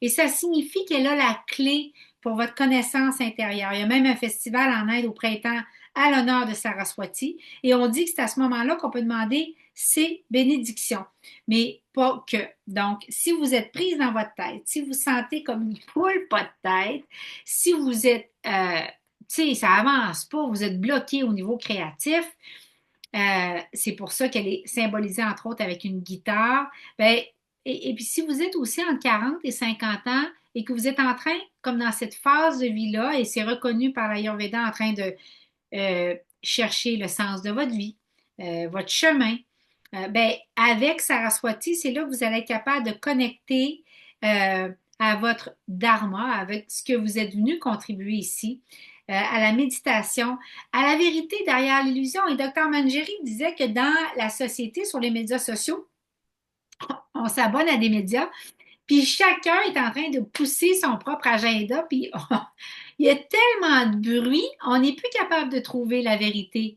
On n'est plus capable d'avoir de discernement tellement qu'il y a du bruit, puis on n'est pas capable de distinguer le vrai de l'illusion. Alors, c'est à ce moment-là qu'on va invoquer Saraswati. So do you Yeah, want, so you want, yeah, so any students, if you are somebody who's looking for academic success, right? If you're looking for focus, if you're looking for discipline, if you're an artist, a musician, a writer, you're looking for creativity, original inspiration, authenticity, right? If you are looking for who am I? What's really going on with me? Why am I born? What's my purpose? So, to get that knowledge to go towards your inner discovery, Saraswati would be the one you would pray to. The next in the sequence is Mahakali, right? So now this is the fiercest of the goddess, and she represents destruction, right? So what is born, what or who is born will one day have to leave as well, right? You have to merge into that darkness, which is only going to lead to another birth. So in the Vedic culture, we believe that, the soul is immortal, give but me, the body, give yeah. me just 1 second. I can feel the heat of the goddesses working through me. I need to open a window. I feel the energy moving. Ah, okay. Ah, That's Mahakali for you. oh, for sure, that's Mahakali. And Yeah. by the way, I'm cutting you, I know, but before you go into Mahakali, I want you to share with us that in India, the culture recognizes the presence of asuras and the presence of demons, and Yeah. we have been feeling whether you believe in you know demons energy, but everybody on some level in Yeah. 2024 that I've spoken with, Yeah.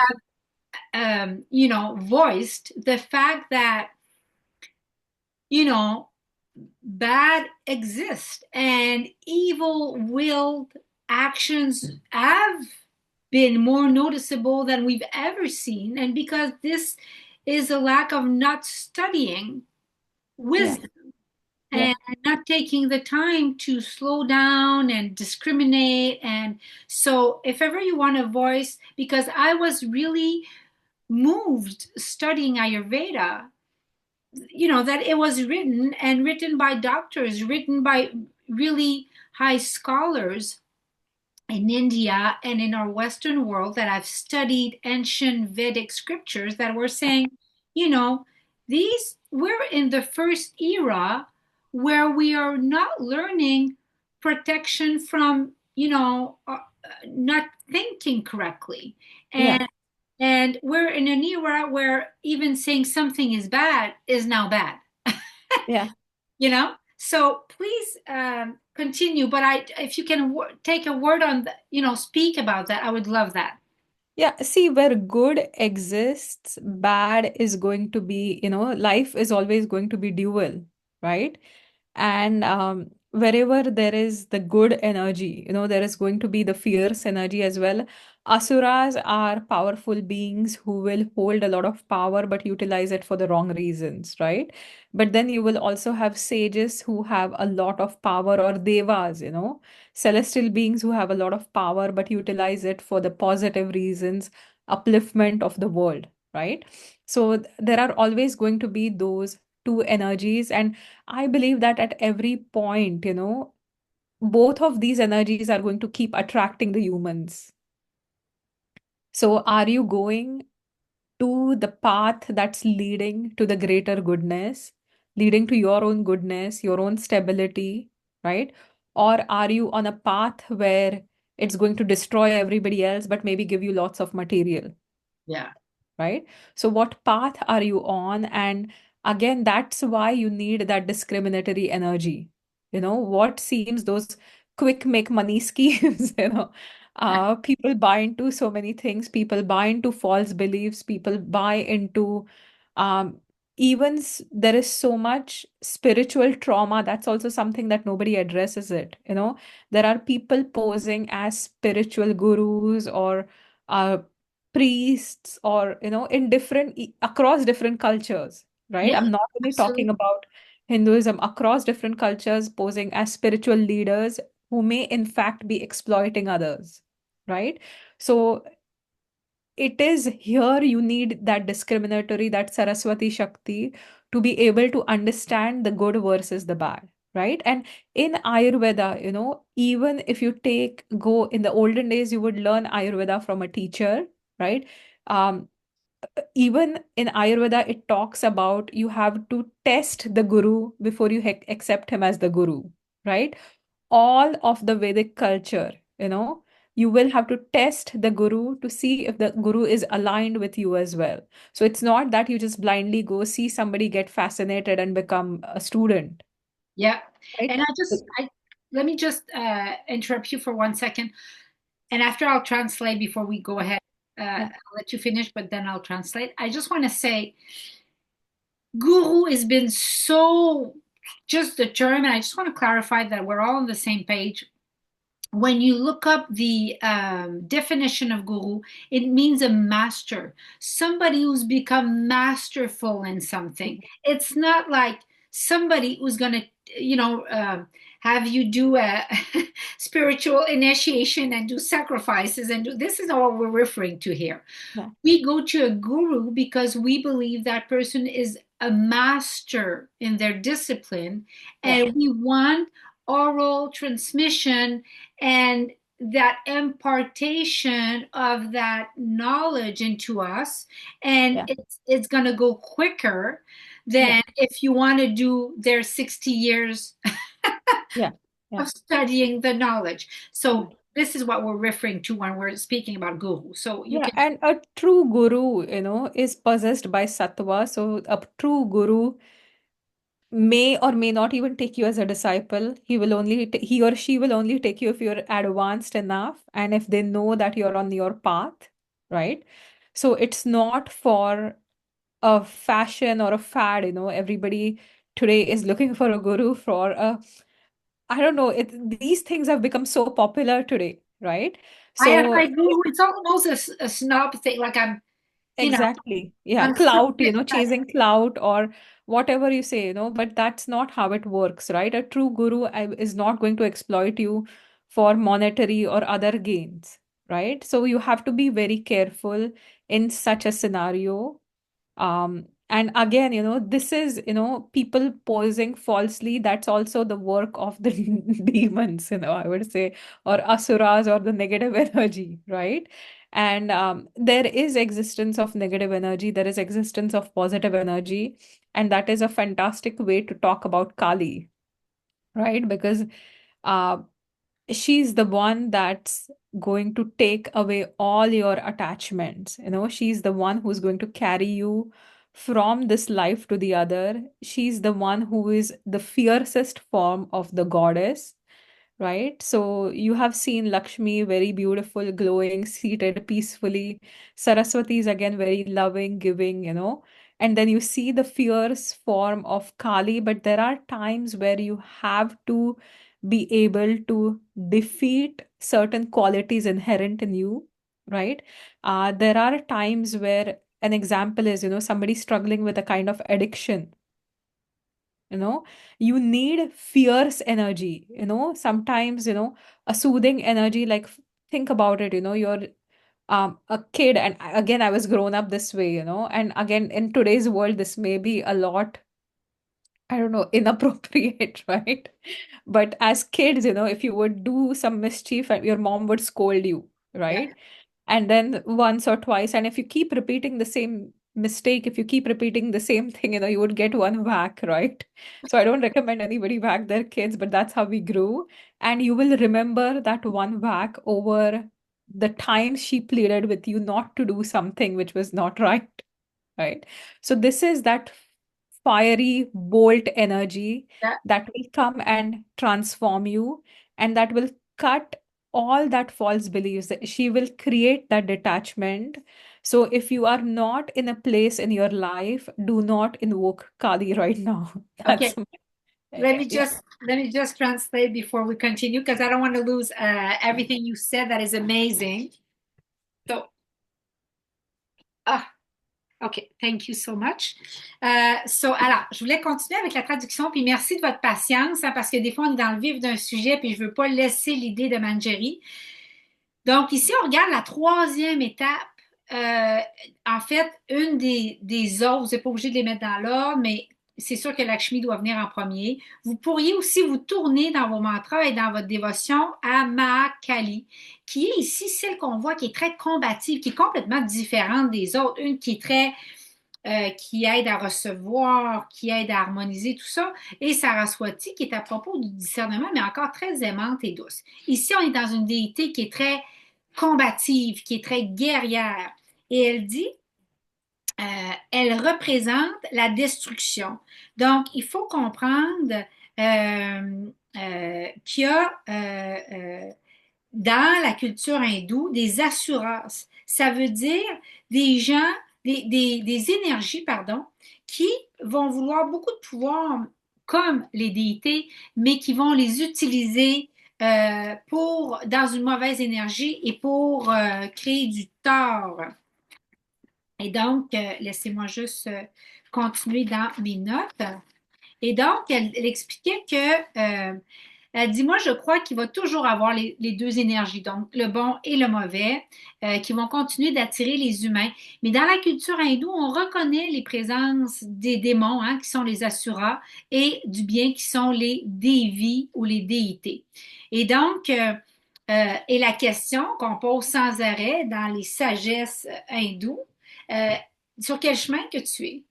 Est-ce que tu es sur le chemin d'acquérir beaucoup de matériel, mais dans le but de détruire? Ou encore, tu es dans le chemin de vouloir te tourner vers le bien, le beau, le juste, le sacré? Et donc, elle dit en ce moment, entre autres, on voit beaucoup de traumas spirituels. Donc, il y a plein de gens qui posent en leader spirituel, euh, mais ils sont là pour exploiter les autres et dans un but d'en retirer un gain. Elle dit dans l'époque ancienne, elle dit en Ayurveda, avant, c'est même écrit dans les textes, avant de prendre un gourou, on devait tester le gourou. Et encore aujourd'hui, on dit avant de prendre un gourou, on teste un gourou. Maintenant, pour être sûr qu'on est sur la même page, le terme gourou signifie quelqu'un qui est devenu un maître dans une discipline. OK? On ne parle pas de gourou dans une secte, là, on parle de se tourner vers quelqu'un qui est reconnu comme étant un maître. Just a quick question before I finish the translation. Is it true, Manjiri, that we say that a guru, when they take their student, the guru takes on the karma of the student? Is that exact? They can, and they're responsible, right? So that is one of the reasons, I don't deal with like teach anybody mantras and stuff, or yeah. So when there is a proper initiation, Yes, they're responsible for you, right? So it's almost like they become your spiritual parents, or you become the guru's spiritual children, right? So correct. how a parent is responsible for a younger child Yeah. till they come to an age where they know better, right? The guru is going to be responsible for your spiritual journey till the time you become spiritually aware, and then you can move on, right? And Yeah. so, so it is true that you have to be initiated to mantras, correct? Again, there are different schools of thought, and initiation is always, in certain schools, like definitely, there are initiations that will, it's a ritual where you then become linked with that guru or that guru accepts you, Okay. right? So yeah. And No, just but a I meant in order to practice some mantras, do you have to be initiated to those mantras? not for every, Okay. right? So certain, but one important aspect of the Vedic, mantras is that when we talk about Sanskrit as a language, it's a very phonetic language. Every word has a vibration and the pronunciation should be correct, right? So if you start with something simple mantras, like if you're doing an Om chanting, you can do it on yourself. You can try, so don't see, there are several ways to look at it. I mean, this itself is a big topic, but I Okay. believe that simple mantra with consistency is going to give you more impact than trying to push for fancier. So it's not about how much I know. Yeah, correct. Got it. OK. Yeah. Alors, en Ayurveda, donc, il existe le principe de tester son gourou avant de prendre le gourou. Et donc, habituellement, un gourou qui est sincère dans sa démarche, on va sentir qu'il est pris par sa toi. Donc, on va sentir que c'est rendu quelqu'un qui est rendu très en harmonie, très équilibré, très dans la quiétude, qui est très centré et aligné. Et donc, le gourou, s'il est dans son intégrité, il va vous prendre seulement s'il sent que vous êtes sur votre chemin. Et le gourou, on dit en Inde, dans la culture hindoue, dans l'hindouisme, que le gourou va prendre le karma de son étudiant. Qu'est-ce que ça veut dire? Ça se peut qu'il prenne son karma dans le sens que le gourou, il va se tisser un lien de gourou à étudiant. Et comme le parent qui est responsable, s'il devenait un parent spirituel, si on veut, de cet enfant-là, et lui est l'enfant spirituel de ce gourou-là, et il y a un lien très particulier, très nourrissant, très protecteur qui va se tisser. Et donc, oui, il y a une forme de responsabilité jusqu'à temps que cette personne-là arrive à l'âge adulte spirituel de cette relation-là qui est très profonde et dans laquelle il y a un apprentissage.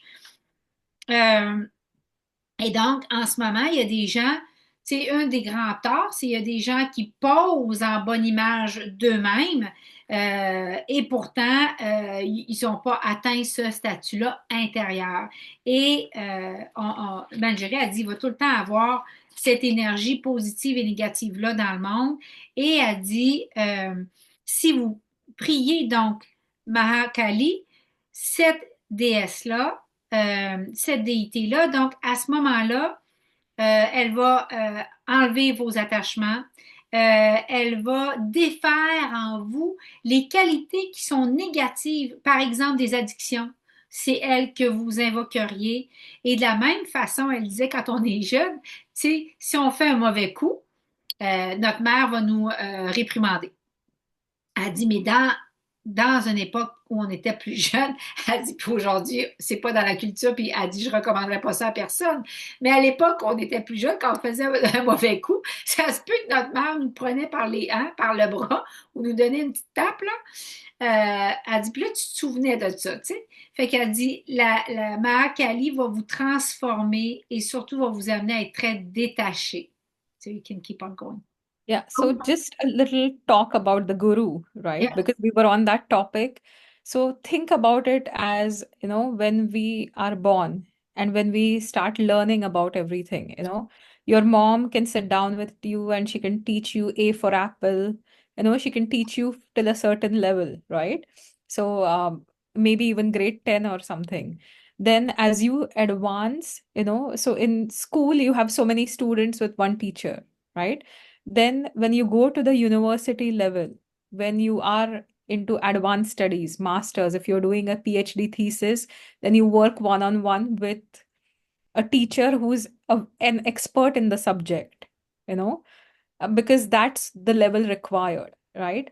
Now, when we are born, again, in Vedic religion, we believe that we are a product of several lifetimes, right? So if I have done a mantra thousands and thousands of time in the previous birth, right, it's going to come to me naturally. So I may be born with the knowledge of grade 10 already, right? or I may be born with the knowledge of kindergarten. Like I have never experienced it before. I've just done the basics, but this is my first time, right? So that will also determine. And as you go into advanced studies, you will require guidance. As you go into advanced mantras, you will require guidance of a guru. But what I really want to encourage everyone is start with the basics, right? Om is the universal mantra. Start with the basics and focus on the consistency. Focus on developing a practice where you're grounding yourself daily, right? We all want fancier things, it's the part of Kali Yuga, right? We all want the most challenging mantra, so you want to do a PhD thesis without even having a grade 4 knowledge, not going to work very well, right? But you perfect grade 4, grade 5, grade 6, and then you're going to be amazing at the thesis that you do when you reach that level, Correct. right? Otherwise, you try a PhD level thesis, but you don't know basic math. Let me translate. Yeah. Donc, elle dit, je veux revenir sur le concept du gourou. Elle dit, vous savez, elle dit, quand on vient au monde, elle dit, nous, on croit dans la religion védique qu'on est le fruit de plusieurs vies passées. Elle dit, notre mère nous montre de la base dans notre éducation, P pour pomme et la couleur rouge. Mais elle dit, au fur et à mesure que vous allez grandir, vous allez même aller à l'école, puis vous allez faire une thèse de doctorat ou un baccalauréat ou des niveaux avancés d'études dans une discipline.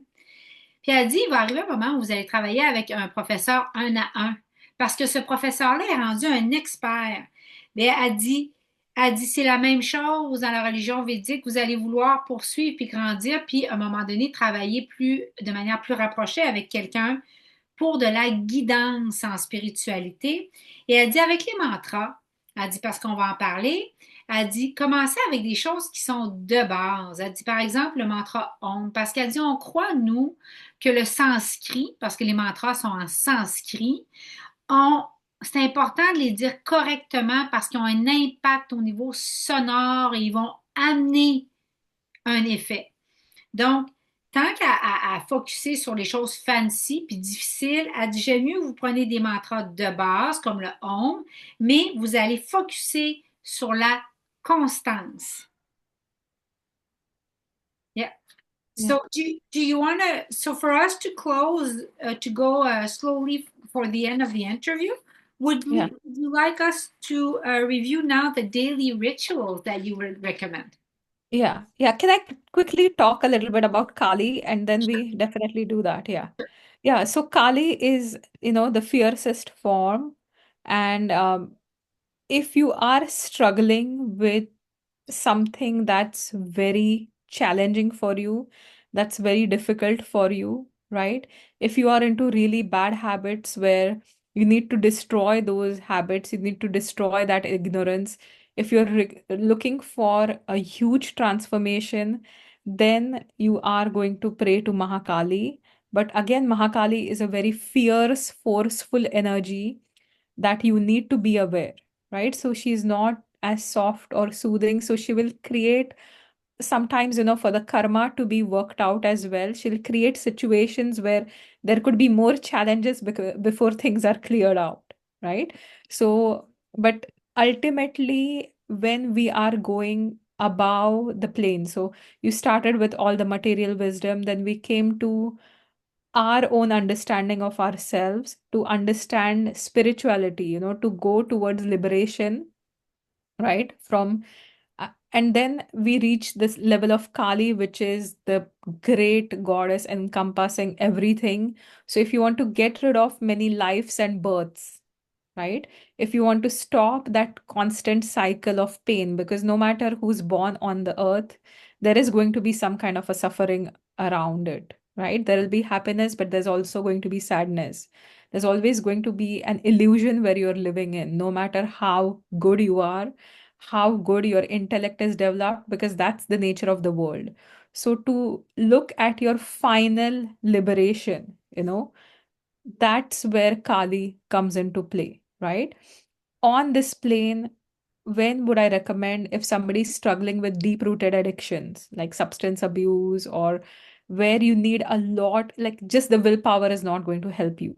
You need a fierce force that's beyond your own willpower. That's also beyond your own intellect, right? That kind of an energy you require if you are stuck in a fearful situation, dominated by somebody else, or there could be so many terrible situations, right? So if you want to navigate that, cut through that, that fearful force comes from the Kali. And now we will talk about simple ways on how you can connect with the goddess. Okay, so let me just translate that Yeah. small part. That small part. Thank you. Alors, elle disait que Cali, pour vraiment encore plus clarifier, quand vous voulez, vous avez des mauvaises habitudes qui sont, puis des défis qui sont vraiment difficiles, quand vous voulez une grande transformation de vous-même, c'est important, elle dit, de savoir que c'est une grande force que vous invoquez et que ça se peut qu'il y ait plus de défis et que ça aille pire avant d'aller mieux quand vous invoquez Kali. Pourquoi? Parce qu'elle va faire en sorte que le karma se nettoie et donc, c'est Kali qu'on va invoquer pour une grande libération. Bibi, viens ici, couche ici.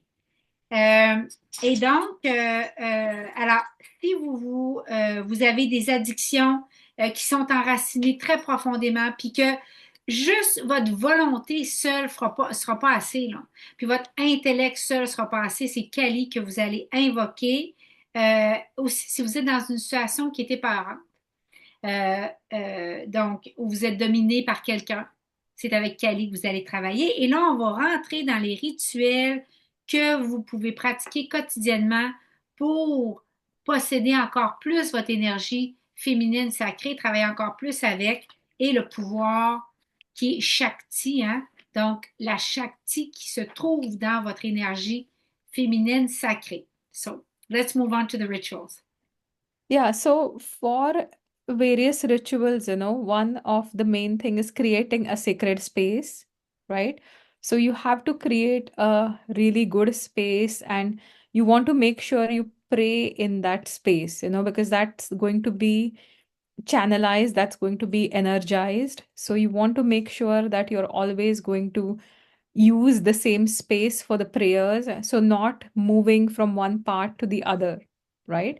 So that's very important. And you can keep an image of the goddess. You can always set up an image of the goddess whom you are praying to. Um, and that becomes very easy. So I'm just going to share a picture. Maybe I'll stop the screen and share another one.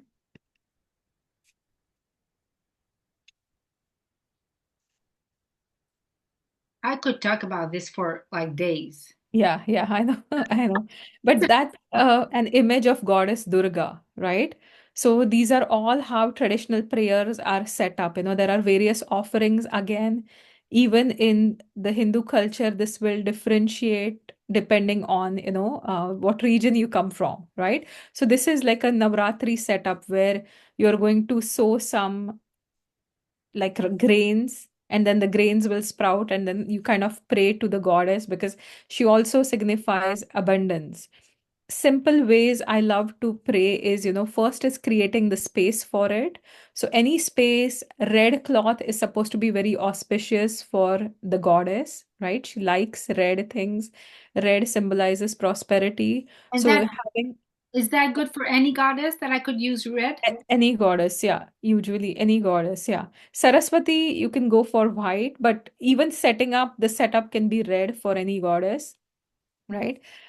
Coconut, usually when we offer, coconut symbolizes our ego, our head, right? So coconut is a representative of the human head, the human ego, the ignorance that's filled in your head. You're giving it all to the goddess. Um, there are five Panchamahabhutas. We talk about the five elements present in your body and present in the universe around, right? So I love to do this ritual where I'm offering flowers for space element, right? So I always offer, so again, the goddess would love red flowers, pink colored flowers. So you offer the flowers as a part of purifying the space within your body and the space around you, right?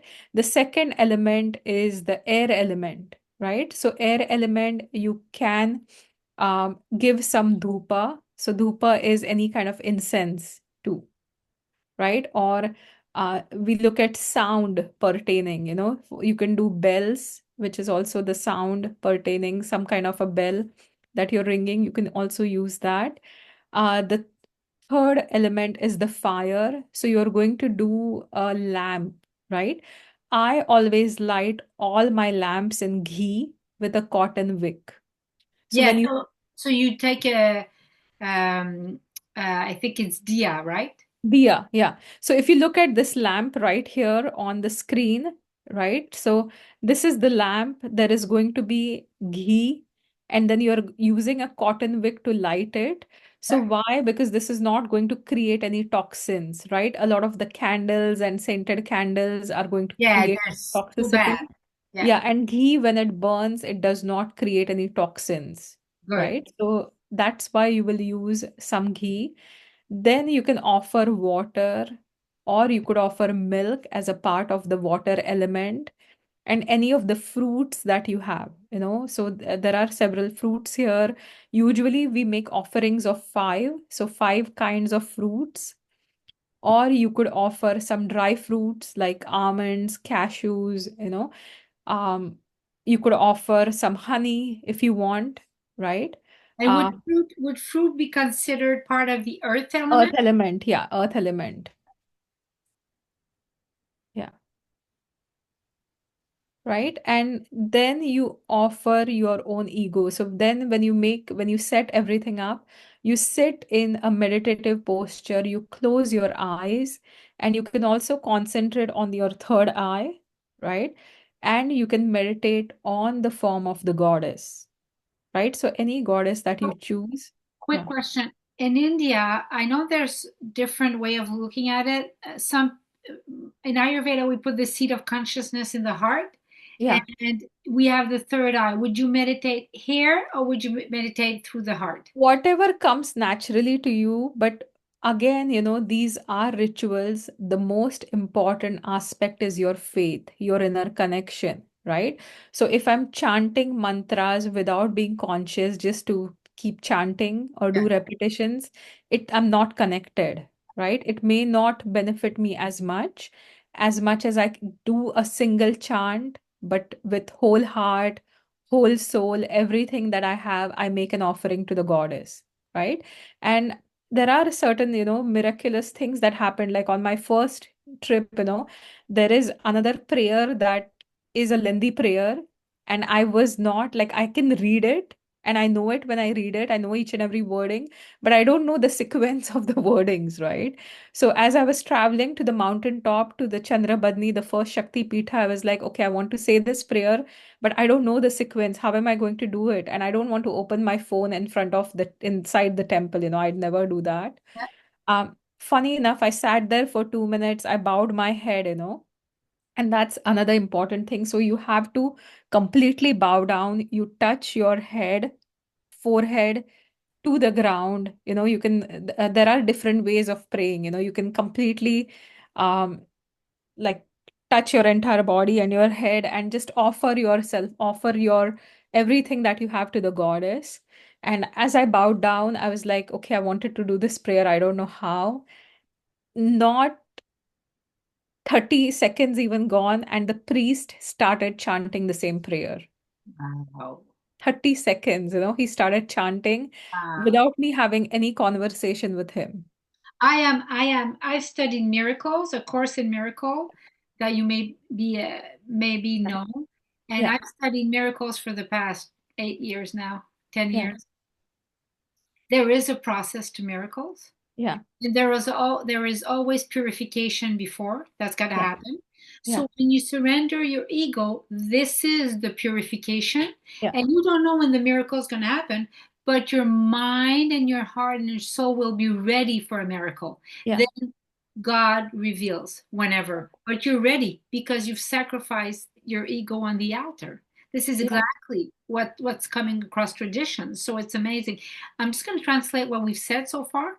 Yeah. It's beautiful. So you would have an altar in every home where you live, Manjiri, you would have an altar, right? You would have an altar in every home that you live, but it has to be one space and that has to be kept really clean, right? So, and specific, and then you would always be seated when you're praying. So we would always be seated on the ground. Yeah, If you cannot sit on the ground, you can sit in a chair as well. See, again, these are rituals traditionally established, but I think your faith is one of the most yeah, important yeah. aspects. So do what comes naturally to you, and the connection is more important over gathering everything else. Exactly. And the goddess know where your heart is. Yeah, So yeah. yeah, and I want to and you would clean and change according to season and which goddess you would pray during that time, correct? You can have one goddess that you're always connected to. Okay, so Again, I could have you don't have to keep changing, okay, you don't have to, right? But different festivals like, Lakshmi Pujan, you pray to Mahalakshmi, right? Vasant Panchami, that's the special day for her. So we are praying to that. See, end of the day, all goddesses merge into one. And Durga is kind of an aspect of the primordial goddess, so are every other goddess. So you can even choose one and keep praying to her. But again, remember that when you look at the goddess, whatever form you're praying into, whether it's goddess, whether it's God, whether it's Ganesha, you are going to slowly, you will start embodying those, right? So only pray to fierce gods and goddesses if you're ready for it, because they will bring fierce changes. Gentle gods will take their time, right? But a lot of, and yeah, yeah. So that's one one thing I would say. so okay, wonderful. And then and puja is the same as doing a ritual, correct? Yeah, yeah. So there are several, Panchopchar pujas and 16 kind of aspect prayers and all. So there are different kind of pujas, and mantra is the sound invocation, Okay, right? let me So just anytime, yeah, you do a chant, again, that would represent the space element. So you could do a chant verbally, you could do a chant without saying the words, just in your heart, perfect. right? So let me, And yeah. yeah, I'm just going to translate because I will lose too much. yeah, OK, donc, d'un rituel, si vous voulez installer un hôtel à l'intérieur de votre maison et vivre la transformation qu'amènent les dévis, les déités, donc, alors, vous allez pouvoir installer un rituel dans votre maison. Ça doit être un endroit, un rituel, un hôtel. Donc, c'est un endroit qui va rester au même endroit. C'est un petit hôtel désigné, c'est un espace sacré.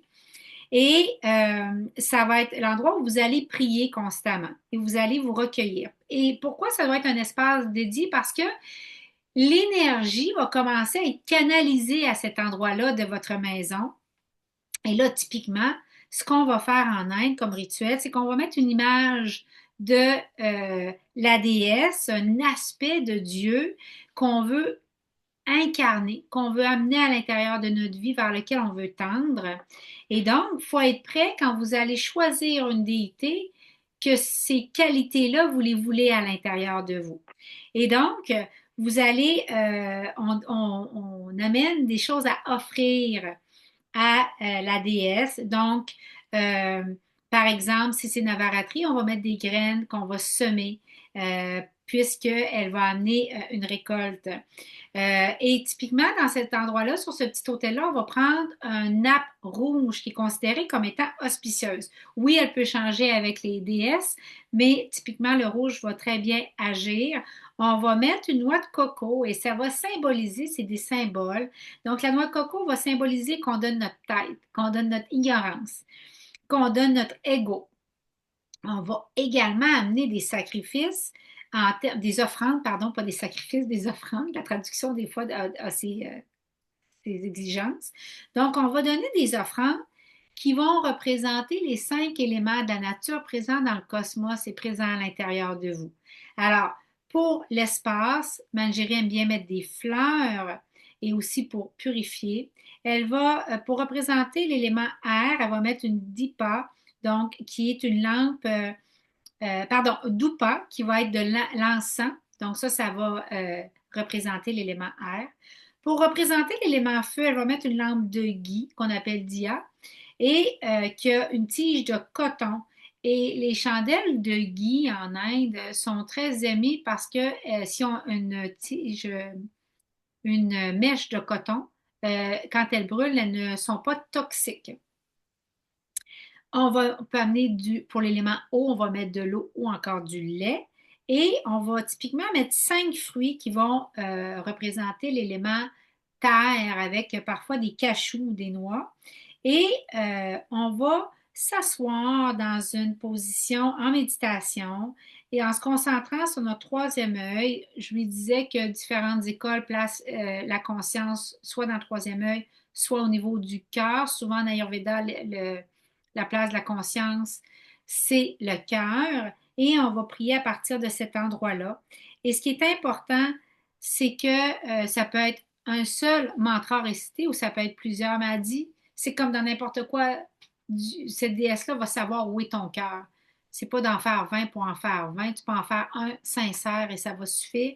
Et quand on va prier en Inde, on va euh, faire en sorte que notre front touche le sol. Donc, on va complètement s'agenouiller en révérence à ce qu'on demande, dans l'humilité et toujours dans le but de sacrifier notre ego. Et elle a dit qu'elle a vécu quelque chose de miraculeux dans un moment où elle était dans un temple et t'apporte pas les téléphones cellulaires dans les temples en Inde pour respecter le côté sacré et elle voulait réciter une prière et elle était dans les bancs du temple en train de penser à cette prière-là, mais elle ne se souvenait pas des mots, puis elle a dit comment je vais faire. Et elle a dit 30 secondes après que j'ai pensé à ça, le prêtre s'est mis à réciter cette prière-là et elle dit il y a vraiment des miracles qui peuvent se produire quand on s'harmonise comme ça au cosmos et à tout ce qui est. So you can keep continuing on the rituals, Manjari. Yeah, so mantras, when we talk about mantras, there's, so many different ones, right? But the pronunciation is kind of the key there. So if you are someone who wants to get started, listen to the mantra several times and start with the simpler ones and make it a part of your routines. You could also do your own prayer. Again, when you do the prayer, it's always good to surrender, right? Rather than ask for what's good for you over what you require right now. That's something, that's been a part of my journey nowadays. Um, yeah, it's very interesting. The 700 verses of the goddess, that kind of started my spiritual journey a few years ago when my mom was hospitalized. She was not going to be able to do it. So the first time I just read it, I didn't really understand a lot of it. I just wanted to make sure I finished those 700 verses in 2 days.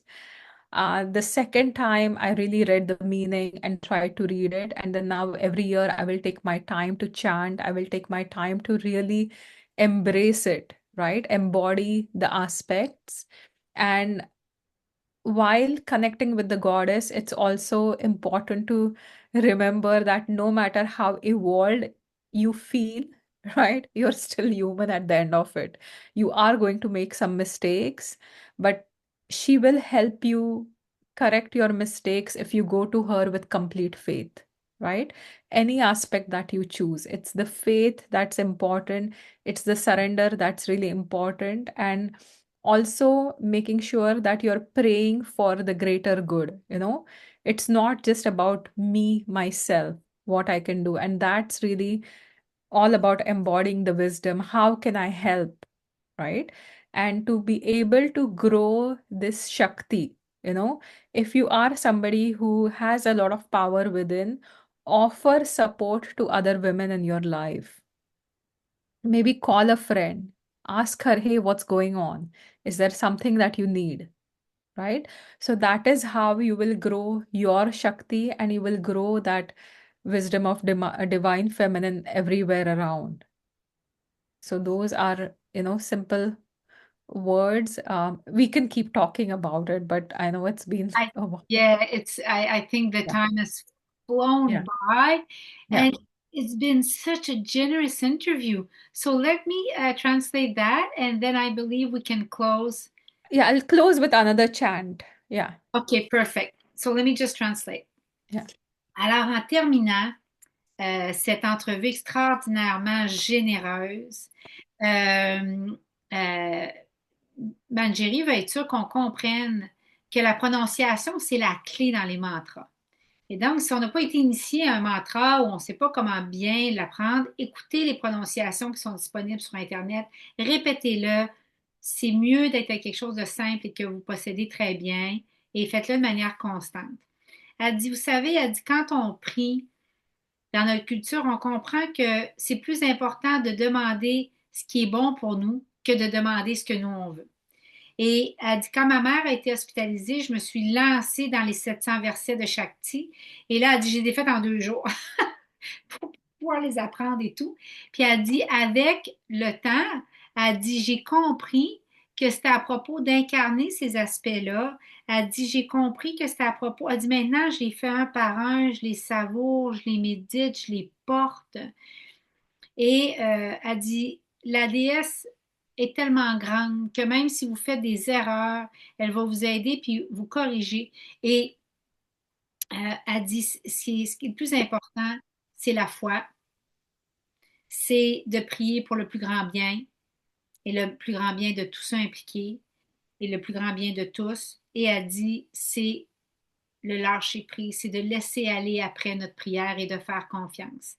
Et elle dit, si vous êtes une femme qui avait beaucoup de Shakti, beaucoup de cette énergie féminine-là, qui est bien positionnée, qui est puissante, ben, elle dit, partagez ça. Offrez votre aide aux autres. Bonjour, comment je peux t'aider aux autres femmes pour distribuer cette puissance-là auprès des autres femmes et continuez-vous de grandir votre énergie féminine, mais d'une manière qui élève toutes les autres femmes. Alors, on va terminer avec le docteur Manjiri, qu'on remercie énormément par un dernier mantra. Si vous voulez le faire avec nous, peut-être même dès qu'on y veut une screenshot, alors, vous pourriez même prendre en photo ce beau mantra-là. Et, euh, et je vais terminer avec elle. Je ne retraduirai pas en français. Merci de partager cette entrevue-là extraordinaire. Dr Manjiri, vous pouvez la suivre. Les liens vont accompagner. Et de mon côté, j'ai une communauté sur l'Ayurveda Dr Manjiri offre beaucoup d'ateliers aussi. Elle s'en vient avec possiblement une communauté et d'autres événements. Et vous pouvez retrouver tous nos services à nous sur Ariel Ayurveda. Donc, Manjiri, I was saying to people that I will let you close with a chant. Ils peuvent même prendre en photo. They can even screenshot Yeah. that mantra. And I was going to say that I'm not going to translate afterward in French. We're just going to close in this. I've told them to follow you. All the links will be there. You're maybe probably going to have a community and you offer a lot of workshops, so to go and see what you're doing. And I've spoken as well on my services if ever they want to look into what we offer as well. So I'll let you finish this, but first I just want to say, because when you've done with the chant, I really want us to close and leave with that energy.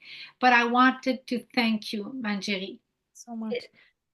It's been so generous, so wow, we've been on a journey with you. We really were on another realm. So I just wanted to say that. Yeah. Well, thank you for the opportunity to share and connect with so many people. And this is truly something I believe in. As women, we should support each other, help each other, and grow together, right? And that's also my mantra for the next year, like really creating that support, really creating that connection, right? And this is another chant that's very close to my heart.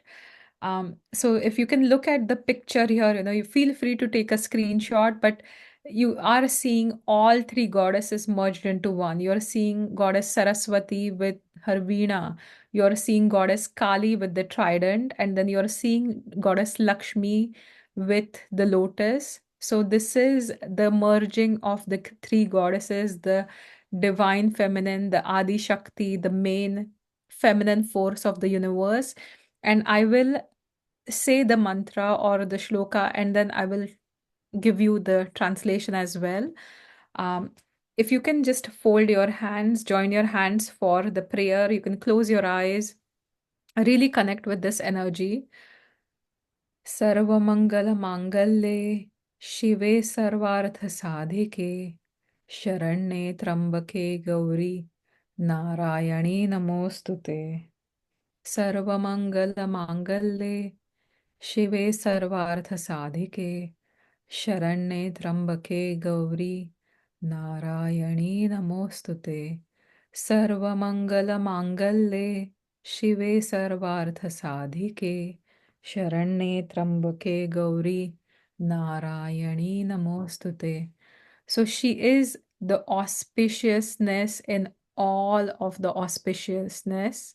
So she has all attributes that will fulfill all your desires, all your objectives, whether you're looking for spiritual wealth, material wealth, or intellect, or freedom from fear, addictions, no matter what it is that you require, the divine feminine knows that, and she gives refuge to those who come to her. She has three eyes, so she can see in this world, present and beyond. And that is the goddess Gauri, Narayani, any name that you name her. So we just want to be able to surrender to her with all our hearts.